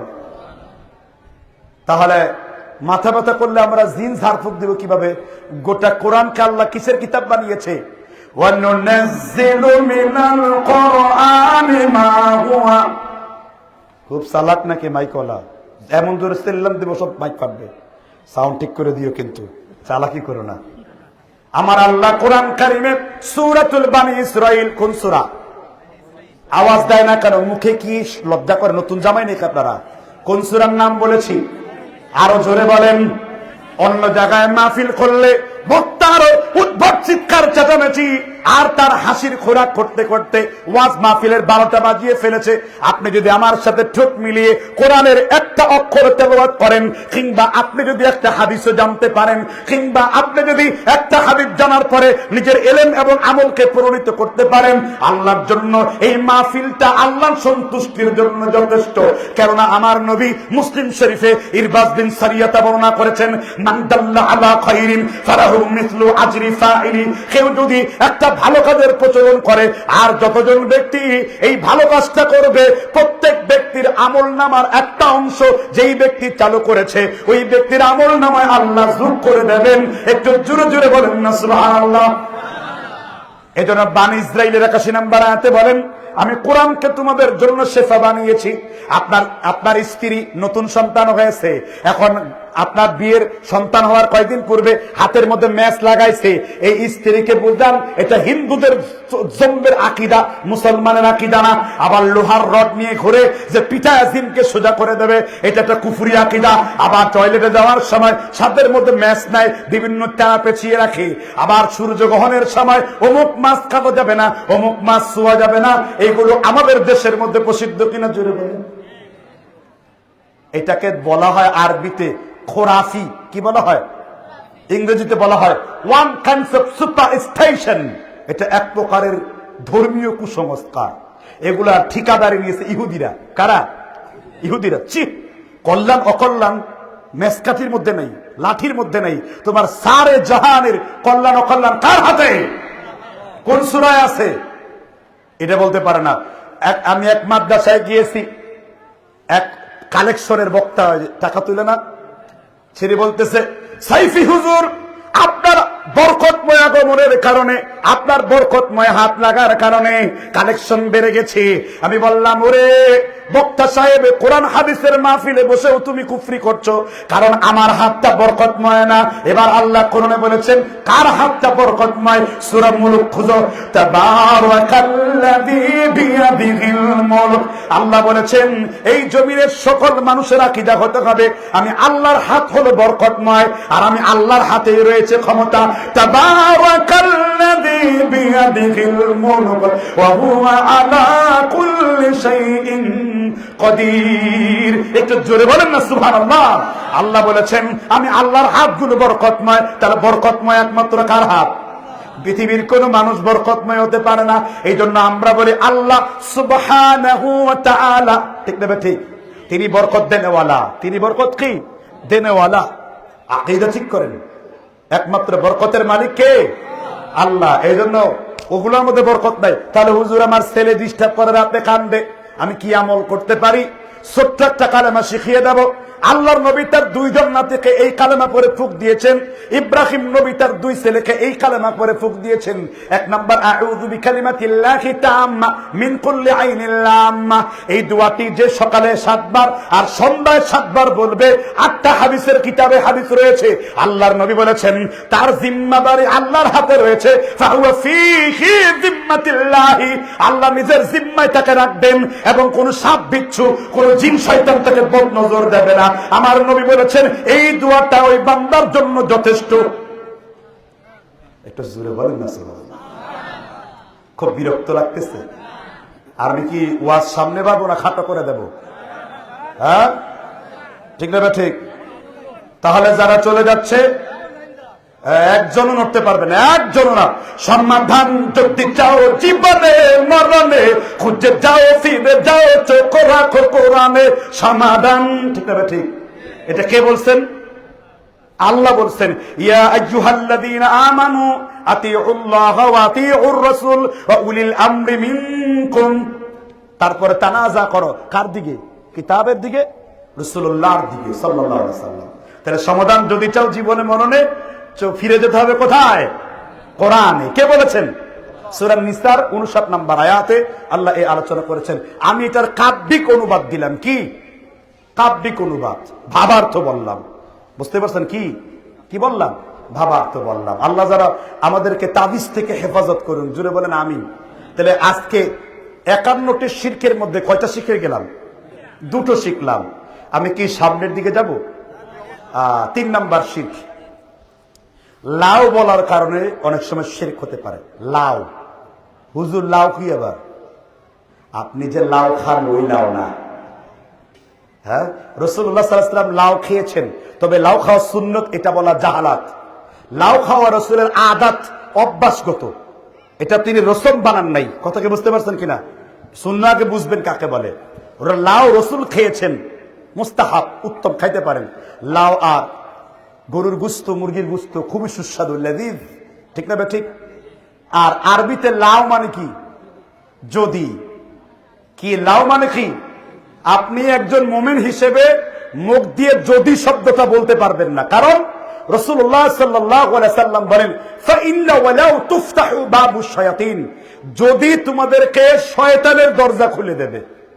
কি আপনি বলেন না যদি আমার রাস্তায় বের না হতাম তাহলে আমি অ্যাক্সিডেন্ট হতাম না। আপনি যদি বলেছেন, আপনি আবার বলেন আমি যদি ওই হাসপাতালে যেতাম তাহলে আমার বাবা মরতো না। যদি, কারণ কল্যাণ অকল্যাণ কার তরফ থেকে? আল্লাহর তরফ থেকে। মানুষের সমস্ত কিছু ভাগ্য নিয়ন্ত্রণকারী কে? মানুষের ভাগ্য নিয়ন্ত্রণকারী কে? ভাগ্যকে আরবিতে কি বলা হয়? তাকদীর। তাকদীরের স্তর কয়টা? জটিল আলোচনা যাব না, শুধু এতটুকু শুনেন। আল্লামা ফকি আবুল্লাহ সামারখান তানবিহুল গাফিলিনে বলেছেন তাকদীরের স্তর হলো 6টা, আর তাকদীর হলো 2 প্রকার। তাকদীর কয় প্রকার? একটা হলো মুআল্লাকা, ঝুলন্ত, আর হলো মুবির, পরিবর্তনীয়। তাকদীর কয় প্রকার? একটা হলো মুআল্লাকা, ঝুলন্ত, আর একটা হলো মুবির, পরিবর্তনীয়। সাদগা দিয়েছেন তাকদীর আপনার আল্লাহ তাআলা পরিবর্তন করে দিয়েছেন। আমার হুজুর দোয়া করেছে আল্লাহুম্মা সাল্লি আলাইহি আল্লাহুম্মা বারিক আলাইহি, তবে একটু সংশোধন দেব, আপনি এটা পড়তে পারেন, এটা আপনার জন্য বলা জায়েজ। আর যদি মনে করেন দানকারীর জন্য আপনি দোয়া করবেন, তো বুখারী শরীফের 2051 নম্বর দোয়াটা পড়বেন। রাসূলের হাতে আবু আওফা রাদিয়াল্লাহু তাআলা আনহু বলেছেন, রাসূলের হাতে যখন কোনো দান করা হতো, আল্লাহর নবী মুহাম্মদ রাসূলুল্লাহ এই দোয়া পড়তেন, বারাকাল্লাহু লাকা ফি আহলিকা ওয়া মালিকা, আল্লাহ আপনি তার মালের মধ্যে বরকত বৃদ্ধি করে দিন, আপনি তার আহাল পরিবারের মধ্যে বরকত বৃদ্ধি করে দিন। আমার নবীর এত সুন্দর দোয়া থাকার পরেও আমরা আল্লাহুম্মা সাল্লি আলাইহি আল্লাহুম্মা বারিক আলাইহির দিকে যাব না, আমরা বুখারী শরীফের কিতাবুজ যাকাত অধ্যায়ের দোয়াটাই মুখস্থ করে করে পড়ব। বুঝতে পারছেন কিনা? তাহলে যদি বলা যাবে না, সব কথাতে কাকে দিবেন, কার দিকে নিসবত করবেন? মুমিন সব কথাতে কার দিকে নিসবত করে? আল্লাহর দিকে নিসবত করে। রাসূলুল্লাহ সাল্লাল্লাহু আলাইহি সাল্লাম বসে আছেন, একজন ইহুদি বলতেছেন, নাসিন ফি ইয়াদিক রাদিন ফি হুকমিক, ওই রবের হাতের মধ্যে রসুলের জুটি। রসুল আপনি যদি না থাকতেন আর আল্লাহ যদি না থাকতো, রসুল ইহুদিকে চুপ করো মিয়া, তুমি বলো আল্লাহ যদি না থাকতো, আমি রসুল তোমার কোন অকল্যাণ কল্যাণের মালিক না। সর্ব অবস্থায় আল্লাহ রাসূল উদাহরণ দিয়েছেন। তারপরে মুসনাদ আহমদের মধ্যে, তোমার জুতার ফিতা ছিঁড়ে গেছে, কার কাছে চাও?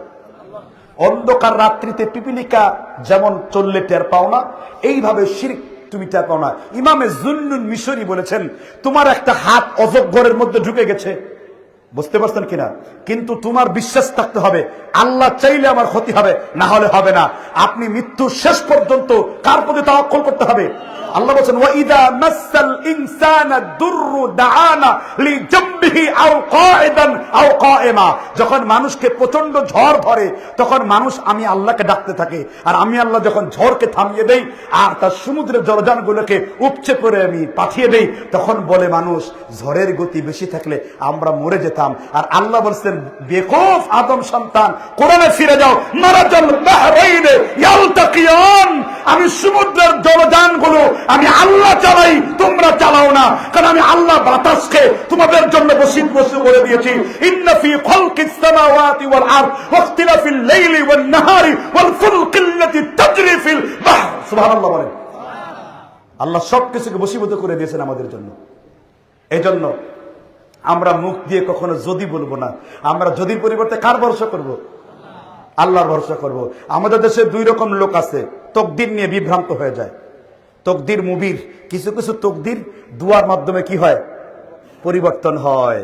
আর কিছু কিছু তকদির যতই দোয়া করেন না কেন কোনো লাভ।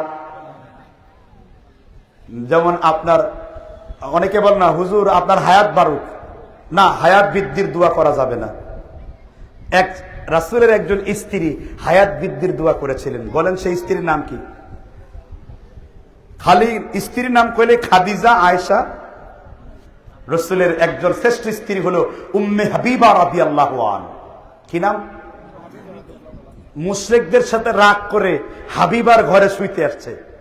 তখন দেখেন হাবিবা বলছে, বাবা আবু সুফিয়ান, তোমাকে আমি মহব্বত করি, এটা ঠিক, কিন্তু রাসূলুল্লাহ সাল্লাল্লাহু আলাইহি ওয়াসাল্লামের স্ত্রী, তোমার মতো একজন অপবিত্র মুশরিককে আমার বিছানায় জায়গা দিব কি করে? তুমি তো মুশরিক, মুলহিদ, মূর্তি পূজারী। রাসূলুল্লাহর ঘরে তুমি বাপ হলেও তোমার জায়গা হবে না। আবু সুফিয়ান এই কথা শুনে দুঃখ পেয়ে চলে গেলেন যে আমার মেয়ে আমাকে এত বড় কথা বলল। এই দুঃখে তিনি কালেমার শাহাদা দিয়ে ইসলামের পতাকা তারা চলে এসেছে। সুবহানাল্লাহ বলেন। কি আগে বাবা না আগে দিন, আগে স্বামী না আগে দিন, আগে নেতা না আগে দিন, আগে দল না আগে দিন, আগে দিন। তোমার দল যদি দিনের বিরুদ্ধে চলে যায়, যাও, চিনি না তোমার দলকে, আমি চিনি কাকে? রাসূল বলেছেন, আহাব্বা লিল্লাহি তাআলা আবগাদা লিল্লাহি তাআলা মানা লিল্লাহি তাআলা। কাউকে ভালোবাসো আল্লাহর জন্য, কারো প্রতি বিদ্রোহ করো কার জন্য? ইব্রাহিম আলাইহিস সালাম বিদ্রোহ করেছেন না? ইন্নী ওয়াজ্জাহতু ওয়াজহিয়া লিল্লাযী ফাতারাস সামাওয়াতি ওয়াল আরদ। এটা কোন কোন জায়গায় পড়েন আপনারা? এটা কোথায় পড়ে? আমাদের দেশের লোকেরা যায় নামাজ মুখে চকলেট বানায় খাওয়া দেওয়া, মূর্খ। এটা জায়নামাজের দোয়া হিসেবে পড়া বিদআত, ঠিক না ঠিক? কোন কিতাবে লিখেছে? হিদায়া দিরায়া আপকা মাসআলা और उनका हल, मुफ्ती तकी उस्मानी তিনি उल्लेख করেছেন बिदात है, उसका नाम निशाना कभी नहीं मिलता। ये दुआ के लिए और ये दुआ के बारे में यही राय है। এই দুয়ার ব্যাপারে তিনি এই রায় দিয়েছেন। কথা কি বুঝতে পারছেন কিনা? এই জন্য আপনারা কোনো বিদাত এবং শিরকি কাজ করবেন না। আমি আপনারা বোঝানোর জন্য সব থেকে মামুলি একদম সাধারণ মানের ওয়াজ করতেছি। আমি যদি একটু কঠিন ওয়াজ করি কিছুই বুঝবেন না আপনারা, ঠিক না ঠিক? এটার কারণ কি? রাসূল বলেছেন কঠিন করো না, কি করে দাও? সহজ করে দাও। সুসংবাদ দাও, দুঃসংবাদ দিও না, ঠিক না? আল্লাহ তাআলা বুঝবার তৌফিক দান করুন। তাহলে তৃতীয় পয়েন্ট থেকে আমরা বুঝলাম আমরা ভরসা করবো কার উপরে? আর তাকদীর হলো উম্মে হাবিবা দোয়া করতেছেন, আল্লাহ আমার পিতা আমার স্বামী মুহাম্মদ রাসূলুল্লাহর হায়াত বানিয়ে দাও, তার মর্যাদা আরো বানিয়ে দাও। আবার দোয়া করছেন, আল্লাহ আমার পিতা আবু সুফিয়ানের হায়াত বৃদ্ধি করে দাও আর তাকে তুমি ভালোভাবে হেদায়েত দান করো। আবার তিনি দোয়া করতেছেন, আমার ভাই আমিরে মুয়াবিয়ার জন্য আল্লাহ হায়াত বৃদ্ধি করে দাও আর তাকে এই উম্মতের শ্রেষ্ঠ একজন ফকি বানিয়ে নাও। আল্লাহর নবী উম্মে হাবিবার দোয়া শুনে ফেললেন। আমার বক্তব্য নয়, ইমামে যাহাবী সিয়ার আলামিন নুবালার মধ্যে সহিহ সনদে হাসান লি দাতিহি সনদে হাদিস এনেছেন। আমার নবী উম্মে হাবিবাকে বললেন, উম্মে হাবিবা তুমি হায়াত বৃদ্ধির জন্য আর কোনদিন দোয়া করবে না, কারণ দোয়া করার দ্বারা হায়াত বাড়বে না। তুমি বলবে, হে আল্লাহ আমার স্বামী মুহাম্মদ রাসূলুল্লাহকে আপনি দ্বীনের জন্য কবুল করে নিন, আমার পিতা আবু সুফিয়ানকে হেদায়েতের জন্য কবুল করে নিন, আর আমার ভাই মুয়াবিয়াকে আল্লাহ দ্বীনের ফকিহ হিসেবে কবুল করে নিন, কারণ দোয়ার দ্বারা হায়াত কোনদিন বাড়বে না। কোরআনে আল্লাহ জানিয়েছেন, সাআতা ওয়ালা ইস্তাকদিমুন, মৃত্যু কারো আগেও আসবে না আর পরেও আসবে না। কিতাবুম মুআজ্জালা, মৃত্যুকে আল্লাহ নির্ধারণ করে কিতাবের মধ্যে রেখে দিয়েছেন। আওলা কুনতুম ফি বুরুজিম মুশাইয়াদা, লোহার দুর্গের মধ্যে থাকলেও মৃত্যু তোমাকে আক্রমণ করবে। বি আইয়ি আরদিন তামুত, আর যেই জায়গায় তোমার মৃত্যু লেখা থাকবে ওই জায়গায় তোমার মৃত্যু হবে। সুবহানাল্লাহ। এই আয়াতগুলো প্রমাণ করে মৃত্যু নির্ধারিত। মৃত্যু কি নির্ধারিত। সুতরাং আকীদা বিনষ্ট করা যাবে না। সুতরাং তাম্বুরা বাজায়া, ঢোল তবলা বাজায়া, আমার দেশের এক শ্রেণীর টুনটুনি ঝুনঝুনি বাজায়া লালন সঙ্গীত গান গায়, পল্লী গীতি গান গায়, আছে না নাই? তুমি হাকিম হয়ে হুকুম করো, উজা হয়ে জারো, সর্প হয়ে ধ্বংসন করো, আছে না? এগুলো হলো কাদারিয়া আকীদা। আর এই দেশের এক শ্রেণীর পিএইচডি হোল্ডার, অনেক উচ্চ শিক্ষিত, এত বুদ্ধি যে বুদ্ধির দ্বারা চুল সব উঠে গেছে, টাকলা মুরাদের মতো। আগে টাকলা মাথায় বেল করতো, ওর মাথায় ফ্যান করেছিল, মনে আছে আপনাদের? জি, কারণ সুবুদ্ধি তো নাই, তার কুবুদ্ধি ছিল তার। এই জন্য আমি আপনাদেরকে বলবো, বুদ্ধি হতে হতে বুদ্ধির জ্বালায় যেন সব চুল না উঠে যায়, আবার চুলগুলো যেন কবি শামসুর শয়তানের মতো সাদা পাটের দড়িও না হয়, জাফরিক ডালের মতো যেন সাদা পাটের মতো মোচ না হয়। আর ওর আসল বুদ্ধিজীবী হলো এই উম্মতের উলামায়ে ইকরাম, ঠিক না ঠিক? আসল বুদ্ধিজীবী হলো এই উম্মতের আলেম, যাদেরকে আল্লাহ বলেছেন ইন্নামা ইয়াখশাল্লাহ মিন ইবাদিহিল উলামা। আমি আল্লাহ বলছেন আলেমরাই আমি আল্লাহকে সবচেয়ে বেশি ভয় করে। সুবহানাল্লাহ। আর আল্লাহ বলছেন উতুল ইলমি দারাজাত, উলুল ইলমি দারাজাত, শাহিদাল্লাহ আন্নাহু লা ইলাহা ইল্লা হুয়া ওয়াল মালায়েকা ওয়া উলুল ইলমি কায়িমান বিল কিসত। আলেমরাই আল্লাহকে সর্বোচ্চ সম্মান দেয়, ঠিক না ঠিক? যদি বলেন, এজন্য আমরা সর্বাবস্থায় কার প্রতি ভরসা করব? সর্বাবস্থায় কোনো মুখ দিয়ে লাও তাও বলবো না, কোনো যদি বলবো না। যদি আসলেও মুখে আবার কি করব? তওবা করে নেব। আল্লাহ তাআলা বুঝবার তৌফিক দান করুন। এবার 4 নাম্বার বলবো না, শেষ করে দেব। আমাদের এখানে অনেক জায়গায় অনেক আছে, মহাস্থানগড়ও আছে। মহাস্থানগড় চিনেন না? ওই এলাকায় কৃষ্ণপুর একটা জায়গা আছে, আমার মাহফিল থাকে প্রায় বছর। যদিও এটা একটা বিদাতি এলাকা, কিন্তু তাদেরও তো হেদায়েত দরকার। তো কয়েক বছর যেতে যেতে মাহফিল করতে করতে ওই এলাকার অসংখ্য লোক এখন সহিহ হাদিসের উপর আমল করে। এটা আলহামদুলিল্লাহ না? তো ওই জায়গায় বিড়ি খায় আর খায়, দয়াল বাবারে কবুল করো আমারে, নতুন করে দেখছি যে গাজা তুমি খেয়েছো যে। জম্মের মতন টানে, 20 টাকার মিলাদ 21 টাকার মিলাদ, ঠিক না? ঠিক। তো এই সমস্ত জায়গায় অনেক ব্যক্তিরা এখানে বসে আছেন, অনেকে আমরা মনের অজান্তে বলি মায়ের কসম, বউর কসম, মায়ের দুধের কসম, সন্তানের কসম, বিড়ি আগুন খায় আগুনের কসম। এরকম কসম খায় কেউ আপনাদের এলাকায়? মনের অজান্তে অনেকে খান কিনা? তো আমি একখানা হাদিস অনুবাদ করব, এরপর ছেড়ে দেব, আপনারা কি বলবো কিনা?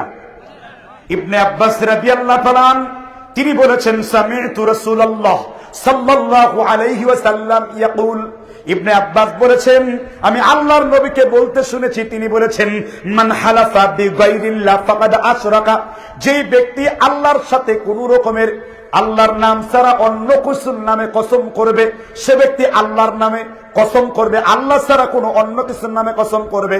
মান হালাফা বিগাইরিল্লাহি ফাকাদ আশরাকা, সে ব্যক্তি আল্লাহর সাথে শিরক করবে। হাদিস কি বুঝলেন? যে ব্যক্তি আল্লাহ ছাড়া কারো নামে কসম করবে, সে আল্লাহর সাথে কি করবে? মুসনাদ আহমদের হাদিস।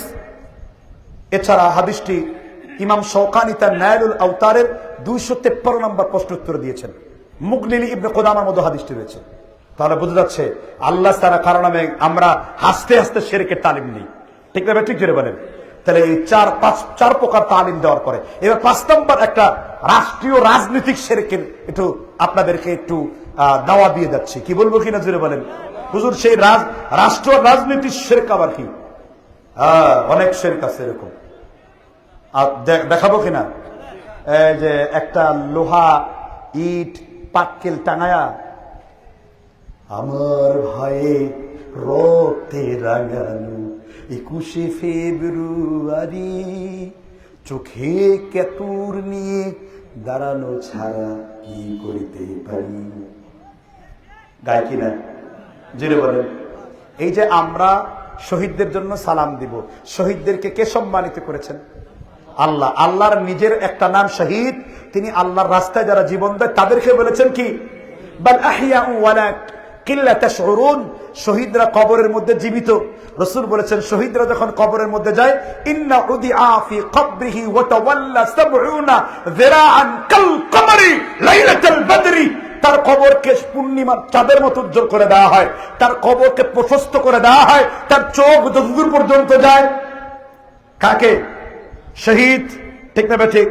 কিন্তু সেই শহীদদের নিয়ে তো আপনি শিক্ষা প্রশিক্ষণ জানাতে পারেন না, সেই শহীদদেরকে নিয়ে তো আপনি শিরকিয়াতের বেদি তৈরি করতে পারেন না, সেই শহীদদেরকে নিয়ে তো আপনি মিনার শোধ তৈরি করে তাকে শিরকিয়াতে ডুবাতে পারেন না। আগে ইসলাম, তারপর আমার কূটনীতি, ঠিক না? ঠিক।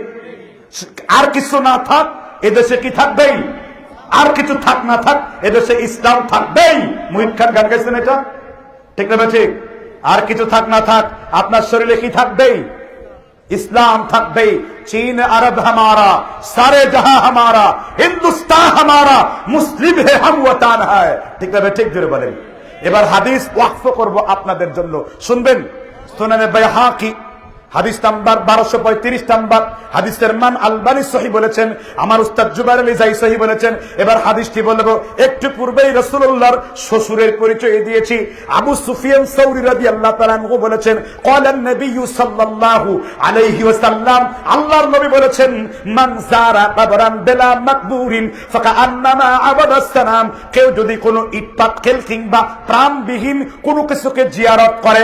আবার হাদিস বলছি, মান যারা কবরান বিলা মাকবুরিন, আমার নবী বলেছেন কেউ যদি প্রাণবিহীন কোনো কিছুকে জিয়ারত করে যার মধ্যে কোনো জীবন নাই, ফাকান্নামা আবাদাস সানাম, রাসূল বলেছেন যে ব্যক্তি কোনো প্রাণবিহীন কাঠ কিংবা কোনো স্রোতকে কিংবা কোনো রকমের ইট পাটকেলের জিনিসকে কেউ যদি জিয়ারত করে তাহলে সে যেন আল্লাহর সাথে মূর্তি পূজা করে। তওবা করেন, ভালো হয়ে যান। যারা এই শহীদ মিনারের ফুল দেওয়ার মাধ্যমে যারা এই কাজগুলো করেছেন তাদের তওবা করে নেওয়া জরুরি। কারণ আগে আমার ইসলাম, তারপর হলো তন্ত্র মন্ত্র গণতন্ত্র, ঠিক না? ঠিক।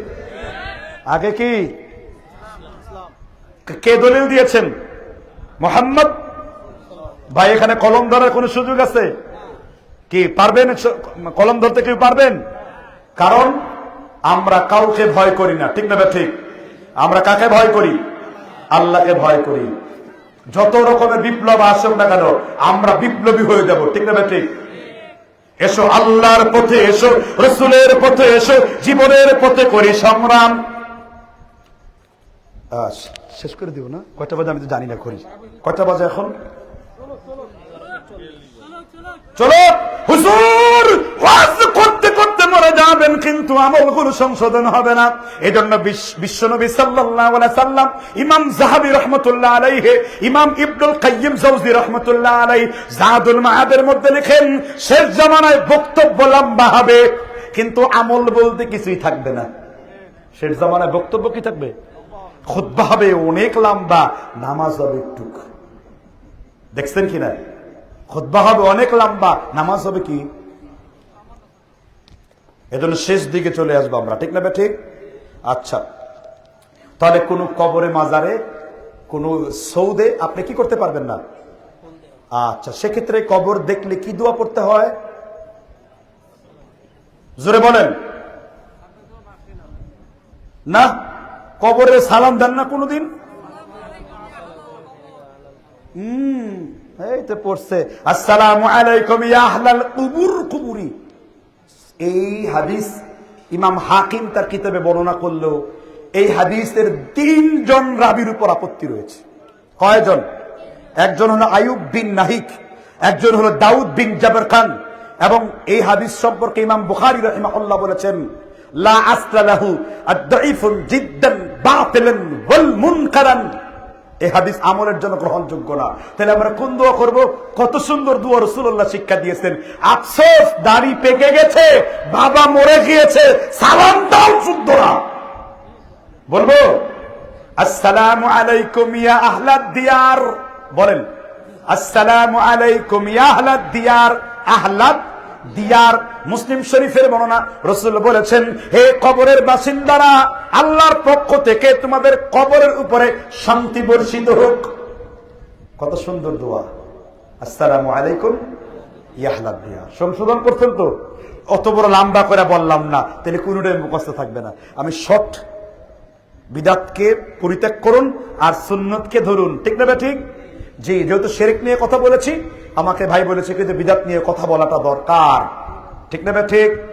আচ্ছা, আমাদের দেশে অনেক লোকেরা বলে কি, অনেকগুলা জয়ীফ হাদিস থাকলে এটা এক সময় হাসান হয়ে যায়। বলে কি না ভাই? যে ঠিক আছে, ফরজ নামাজের পরে কোনো হাদিস সহি নাই, এটা ঠিক, কিন্তু অনেকগুলো জয়ীফ হাদিস থাকলে হাদিসটা কি হয়ে যায়? হাসান হয়ে যায়। শুনছেন না এই কথাটা? যারা এই নীতি অবলম্বন করে তাদের কাছে আমার 2টা প্রশ্ন। 3টা জয়ীফ হাদিস আছে। যে বলবে আনা আলিমুন ফাহুয়া জাহিলুন, যে ব্যক্তি বলবে আমি আলেম তাহলে সে জাহিল।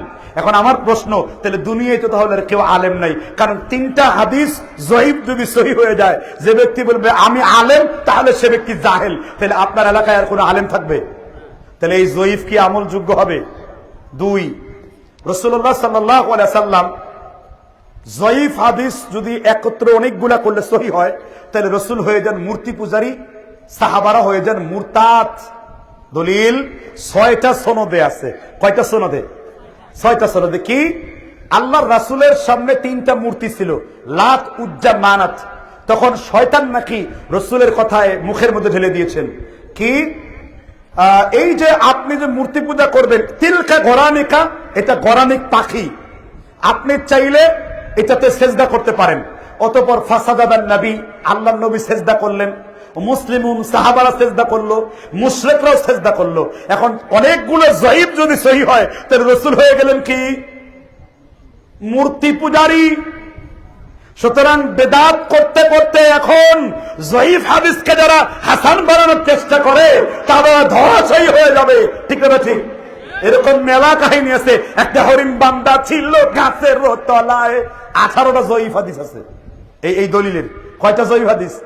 তাহলে এখন ওয়াজের বাদ দিয়ে গান গান, একটা হরিণ বান্দা ছিল গাছের তলায়, গান গান। কি কথা কি বুঝতে পারছেন কিনা?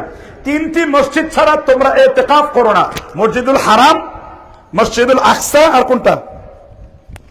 মসজিদুল নববী। ঠিক না? ঠিক। এখন যদি আপনার মসজিদে ইতিকাফ করেন তাহলে ইতিকাফ হবে? এটা কে এটা রাখেন, ইতিকাফ হবে বলেন?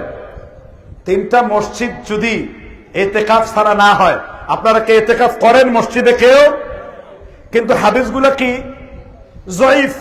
আমিরে মুয়াবিয়া খুতবার মিম্বারে থাকলেও তাকে শেষ করে ফেলো। 6টা জয়ীফ হাদিস আছে। আমিরে মুয়াবিয়ার মদ খাওয়া সম্পর্কে 30টা জয়ীফ হাদিস আছে। আমিরে মুয়াবিয়া মদখোর। আমরা কি জানি? আমিরে মুয়াবিয়া সাহাবী। আমরা কি জানি? রাদিয়াল্লাহু আনহু ওয়া রাদু আন যালিকা লিমান খাশিয়া রাব্বা। আল্লাহ তার উপর রাজি খুশি ছিলেন। আমরা কি জানি?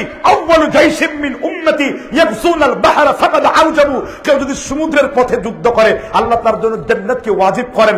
আমিরে মুয়াবিয়া জান্নাতুল ফেরদৌস প্রাপ্ত সাহাবা, রাসূলুল্লাহর সালাত 59টা সহিহ হাদিস বর্ণনা করেছেন।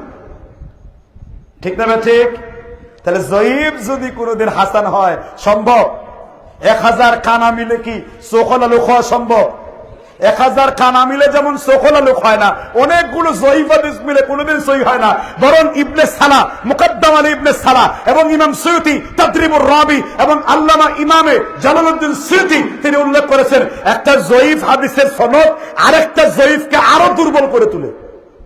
একটা দুর্বল বাউন্ডারি আরেকটা দুর্বলকে কি করে তোলে? আমি একটা দুর্বল বাউন্ডারি তুললাম, তার নিচে আরেকটা দুর্বল ঢোকালাম, তো দুর্বলে দুর্বলে কি শক্তিশালী হয়? এটা গরুও বুঝেও না, গাধাও বুঝে না। ঠিক না ঠিক? কি যে বুঝিলাম উহাই বুঝিলাম না। কাহিস মালুম কি মালুম সুদ। সুতরাং আবার বিদাত করবেন তো করবেন, চুরি করবেন তো করবেন, আবার সিনা চুরিয়ে করবেন। কোথায় পেয়েছেন হুজুর? আপনি যে বলেন বেদাত, রাসূলের যুগে লাইট ছিল না, আর রাসূলের যুগে গাড়ি ছিল না, মোবাইল ছিল না, মসজিদ ছিল না, হাসপাতাল ছিল না, এগুলো সব বেদাত। তো রাসূলের যুগে কোনো কিছু না থাকলে যদি বেদাত হয়, ভাই আপনি কি? আপনিও বেদাত, আপনার বাপেও বেদাত, আপনার দাদাও বেদাত, কারণ রাসূলের যুগে জন্মান নাই। বিদাত তো এটাকে বলে না। বিদাত বলে কাকে? বিদাত বলা হয় যেই জিনিসের প্রমাণ রাসূলের সুন্নতে নাই, তাই কি ইবাদত করতে দলিল লাগে। হারাম বলতে গেলে আসলুস শাইআল ইবাহা লাগে। ইবাদত করতে গেলে কি লাগবে? বরং মুস্তাহাব্বান দলিল যদি থাকে, একটা দলিল থাকতে হবে। এজন্য আপনারা বিদাত থেকে সাবধান থাকবেন। বিদাত যে বুঝে না সে অন্ধ হয়। ঠিক না ঠিক? এজন্য শেখুল ইসলাম ইবনে তাইমিয়া বলেন, বিদাতি কোনোদিন শিক্ষিত হতে পারে না। বিদাতি কোনোদিন শিক্ষিত হতে পারে না, সম্ভব না। এজন্য আমি আপনাদেরকে বলবো, বিদাতের সাথে আমাদের কোনো সম্পর্ক থাকবে না। আমাদের সম্পর্ক থাকবে কার সাথে? নূরুস সুন্নতি ওয়া যুলমাতুল বিদআ। ইমাম শাতিবী বলেছেন, সুন্নত হলো আলো আর বিদাত হলো কি? অন্ধকার। সুন্নত হলো কি? আলো আর বিদাত হলো কি? অন্ধকার। কিন্তু এই যে আমি যে বিদাতের আলোচনায় আসলাম, মৃত মানুষকে কেন্দ্র করে আপনাদের দেশে একটা দারুণ খানা দেওয়া হয়। আসতে আপনাদের দেশে মৃত মানুষকে উদ্দেশ্য করে খাবার দাবার দেন আপনারা? একটা দারুণ দলিল রয়েছে, দলিলটা নিতে চান? দলিলটা উল্লেখ রয়েছে যাতে বেশি করে মৃত মানুষকে খাওয়াতে পারেন। এই দলিলটা উল্লেখ রয়েছে শ্রীমদ ভগবত গীতা মন্ত্র নাম্বার 559 উল্লেখ রয়েছে। হিন্দুরা তাদের মৃত মানুষের জন্য শ্রাদ্ধ করত 40 দিন হলে। আপনি হিন্দু, আপনি ব্রাহ্মণ, আপনি দেব ঠাকুর, তাহলে করুন করুন, দলিল তো দিলাম। আর রাসূলের শুধু বাকিউল গারকাত 10,000 সাহাবা এক জায়গায় কবর, সেইখানে কোনোদিন খানা দিল না। উল্টা উল্টা বুঝিল রাম সাধু সাবধান, মৃত মানুষের বাড়িতে প্রতিবেশী খাবার পাঠিয়ে দেবে, এটাই হলো সুন্নত। ওটা সুখের বাড়ি। ওটা কিসের বাড়ি? সুখ প্রকাশের বাড়ি। রাসূল বলেছেন, মান দারাবাল খুদুদা শাক্কাল জুয়ুব। তিরমিজিতে এসেছে, মৃত মানুষের জন্য আপনাদের মসজিদে কি এলান হয়?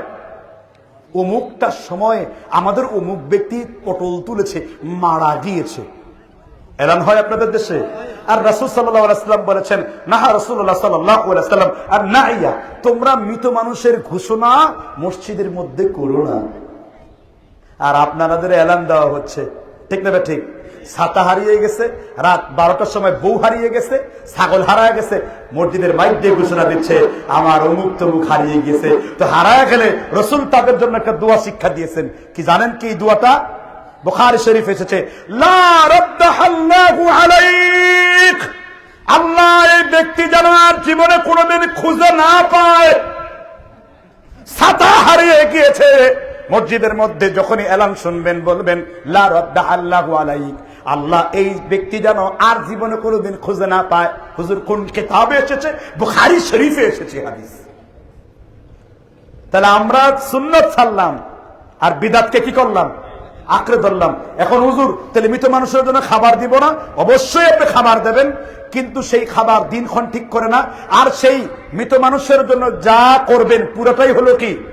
সাদাকা। আর সাদকা কে খাবে? চেয়ারম্যান সাহেব, এমপি সাহেব, মন্ত্রী সাহেব, আপনার মতো ঘুষখোর। হ্যাঁ,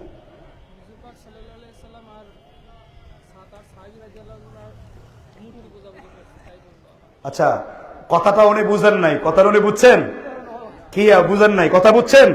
আমি বলছি জয়ীফ হাদিসে এইরকম হাদিস এসেছে, এই জন্য আমরা আহলে হাদিসরা জয়ীফ হাদিস বর্জন করেছি। সহিহ হাদিসে আল্লাহর রাসূলের চরিত্র উন্নত হয়েছে, কারণ জয়ীফ মানুষের বানানো। আর এই দলিলকে আপনি দেখতে চান? এই দলিল দেখার জন্য আমার ডিবেট আছে বিরাট বড় একটা, দেখে নেবেন শহীদুল্লাহ বাহাদুরের সাথে। বুঝছেন আপনি কথাটা? আপনি আমার কথা বুঝছেন? আমি যেটা বলছি সেটা হাদিস। কয়টা কিতাবে আছে? 6টা সনদে আছে। হাদিসটা কি? জয়ীফ আছে। হাদিসটা সহি না। এই জন্য জয়ীফ হাদিস আমরা আমল করি না, কারণ জয়ীফ হাদিস মানতে গেলে ঈমান আকীদা নষ্ট হবে। আমরা সহি হাদিসের পক্ষে, কারণ সহি হাদিস মতো আমল করলে রাসূলুল্লাহ সাল্লাল্লাহু আলাইহি ওয়াসাল্লাম কোনো এরকম আকীদাগত ইখতিলাফ নাই। কিসের উপর চলেন ভাই? উনি শোনেন, তর্ক করতে গেলে যোগ্যতা লাগে, ঠিক না ভাই? আমার কথা বুঝার মতো যোগ্যতা লাগবে কিনা জোরে বলেন। ওটা বুঝেন নাই। ওনারা তাকওয়ার উপর চলে, আমরা কিসের উপর চলি? আমরা কিসের উপর চলি? জয়ীফ হাদিস যদি তুমি মান্য করতে যাও, আরো জোরে কান খাড়া করে ইমাম হিব্বান বলেছেন ওয়ান্নাল উজুদা কাআদম লা ইউমালু বিহি মুতলাকান। ইমাম হিব্বান মাজরুহিনা বলেছেন জয়ীফ হাদিসের উপর আমল করা যায় না, কারণ জয়ীফ হাদিস রাসূলের হাদিস না। যেমন আরো দলিল রয়েছে, আল্লাহর রাসূল তার পালক পুত্রের বাড়িতে গেলেন, যায়েদ বিন হারেসার শরীর থেকে কাপড় ছড়ে গেল তার স্ত্রীর। রাসূল বললেন, যায়েদ তোমার স্ত্রীকে তালাক দাও। আমার রাসূলের চোখ ওইখানে চলে গেছে। বলেন নাউজুবিল্লাহ, মাআযাল্লাহ। এই সব হাদিস নিয়ে নাস্তিকরা মজা করে। তো নাস্তিকরা জবাব দেওয়ার জন্য কি হাদিস?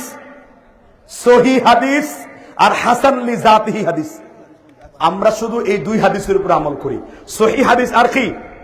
আমি তারে বুঝাইছি যে এটা একটা হাদিস যেটা জারির তাবারি উল্লেখ করেছেন যে মূর্তি পূজারী, এজন্য সহিহ হাদিস মান্য করা যাবে না, মানতে হবে কোনটা? আর এরপরও যদি আমি আবার কান খাড়া করে বলছি, যদি দলিল দেখতে চান দলিল দিয়ে ফুটে দেবো ইনশাআল্লাহ। সেই হিম্মত আমি এর মজ্জামসুল সাইফির রয়েছে। এটা আপনাদের এলাকা না, সারা দুনিয়া জানে। এটা সারা দুনিয়া জানে আমি একজন মুনাজির, ঠিক না? ঠিক করে বলেন। আমি দলিল নিয়ে বসে থাকি, দলিলের বাইরে কথা বলি না। আমি বলবো যদি হাদিস দেখাতে না পারি নাকে খত দিব। আর যে ব্যক্তি এগুলোর প্রতিবাদ করেছে তার এলমের যোগ্যতাকে আমরা বলতে হবে, ঠিক না? ঠিক করে বলেন। তো সুতরাং জয়ীফ হাদিসের উপর আমল করা যাবে না, তাহলে মূর্তি পূজারী হয়ে যাবেন। কি হয়ে যাবেন? আরে হাতি ঘোড়া গেল তো ছাগল কয় কত জন। আপনার বাহাদুর সাহেব এই উত্তর দিতে পারে নাই, সুন্নিরা এই দলিলের সামনে অচল হয়ে গেছে, ঠিক না? ঠিক। আর আর একটা দুর্বল হাদিস মানার খায়াস আছে নাকি? তাহলে কোন হাদিস মানবেন? সকল বিধান বাতিল করো, ওহির বিধান কায়েম করো। সকল বিধান বাতিল করো, ওহির বিধান কায়েম করো। আল্লামা জালাল হোসেন সাইদি চিরটা জীবন সহিহ হাদিসের কথা বলেছেন। আমিও বাতিলের আয়না ঘরে বন্দী ছিলাম, 6 মাস তার সাথে কারাবরণ করেছিলাম। অপরাধ কি? জিহাদি বক্তব্য। অপরাধ কি? হাসিনার মস্তক কাপড় বক্তব্য। অপরাধ কি? তাগুতকে গদ্দারা দিয়ে বের করে দেওয়ার বক্তব্য, ঠিক না? ঠিক করে বলেন। আপনি যখনই হকের উপর চলবেন তখনই আপনার উপর ঝড় ঝঞ্ঝা আসবে, কিন্তু আল্লাহ তাআলা আপনার অভিভাবক হয়ে যাবেন, ঠিক না? ঠিক। ভয় পাবেন না। অতীত যুগে তারা আপনাদেরকে মামলা হামলা দিয়ে হয়রানি করেছে, আজকে তারা কোথায়? ভারত পালিয়ে গিয়েছে, ঠিক না? ঠিক। আল্লাহু মুবদিহা মা কুনতুম তাকতুমুন। তোমরা অপরাধ করেছো, আমি আল্লাহ প্রকাশ করে দিয়েছি, ঠিক না? ঠিক। 24 পরবর্তী বাংলাদেশের এই স্বাধীনতা রক্ষা করতে গেলে ইসকন মাথা চারা দিয়ে উঠেছে। এই সুন্নিরা ইসকনের বিরুদ্ধে কোনো কথা বলে না। আমি তাদেরকে বলবো, ইসকন, আওয়ামী লীগ আর সুন্নি লীগ এগুলো সব হলো এক কাতারে। ঠিক না? ঠিক জোরে বলেন। আজকে আলেমদের গুম করেছে টঙ্গীর আমাদের একজন মিয়াজি নামের একজন আলেমকে, হাবিবুল্লাহ মিয়াজি নামের একজন আলেমকে, মুহিবুল্লাহ মিয়াজি নামের আলেমকে গুম করেছে। আজকে যদি আমরা মুসলিমরা মানে আজকে মাদ্রাসাগুলোতে, স্কুলগুলোতে সাবধান, আমাদের দেশে হিন্দু ছিল, হিন্দু থাকবে, কিন্তু ইসকন নামের কোন সন্ত্রাসী ঠাই বাংলাদেশে হবে না। আমার দেশে হিন্দু ছিল, হিন্দু থাকবে, কোন ধর্ষণকারীর শাস্তি তাকে বন্ধ করে দেওয়া যাবে না। ঠিক না? ঠিক।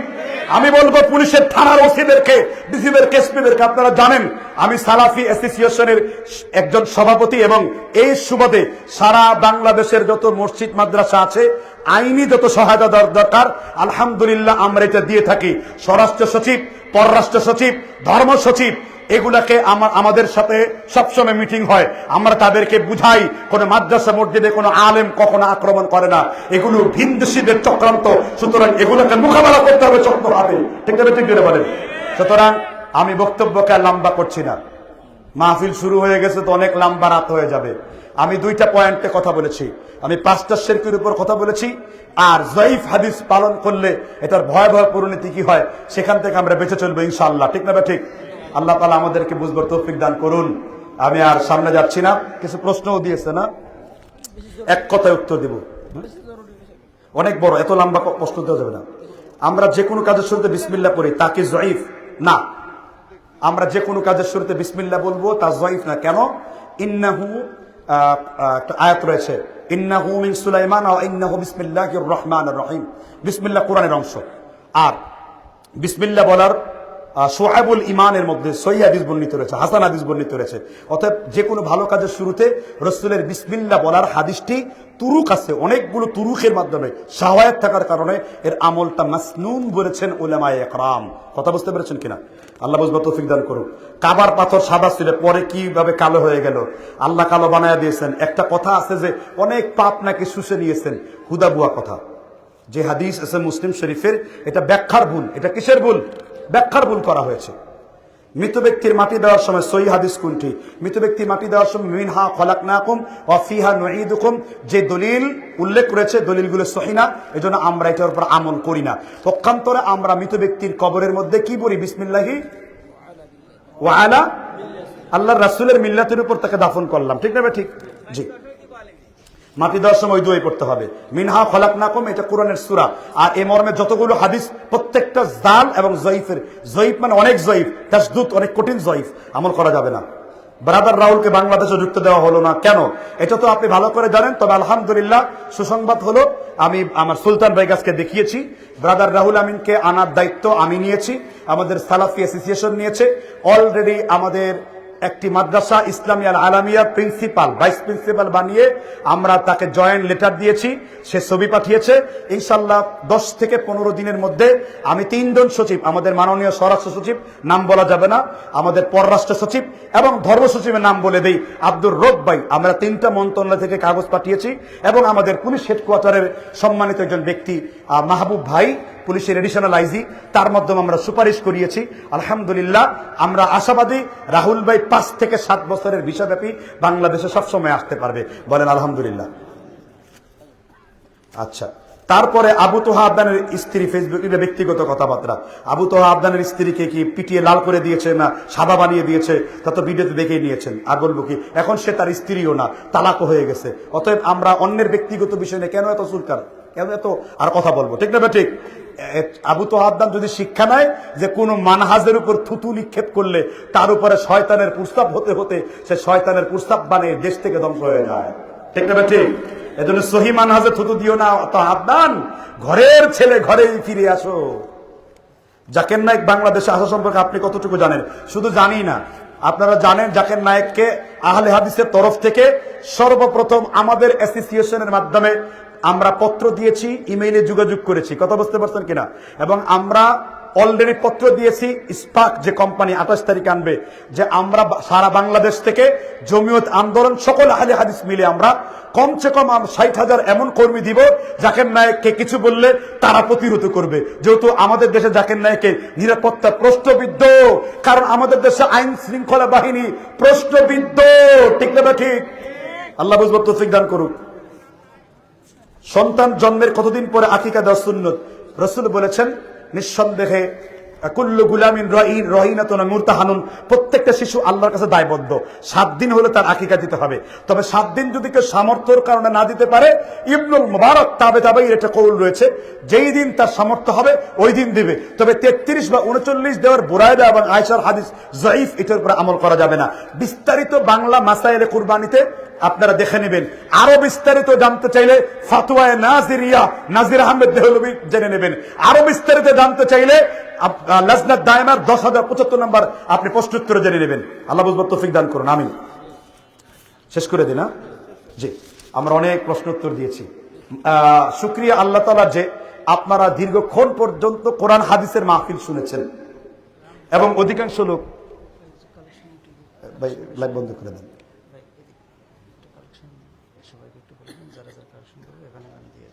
আচ্ছা, আমি আপনাদেরকে ভালোবাসি, ঠিক না? আপনারা ভালোবাসেন না?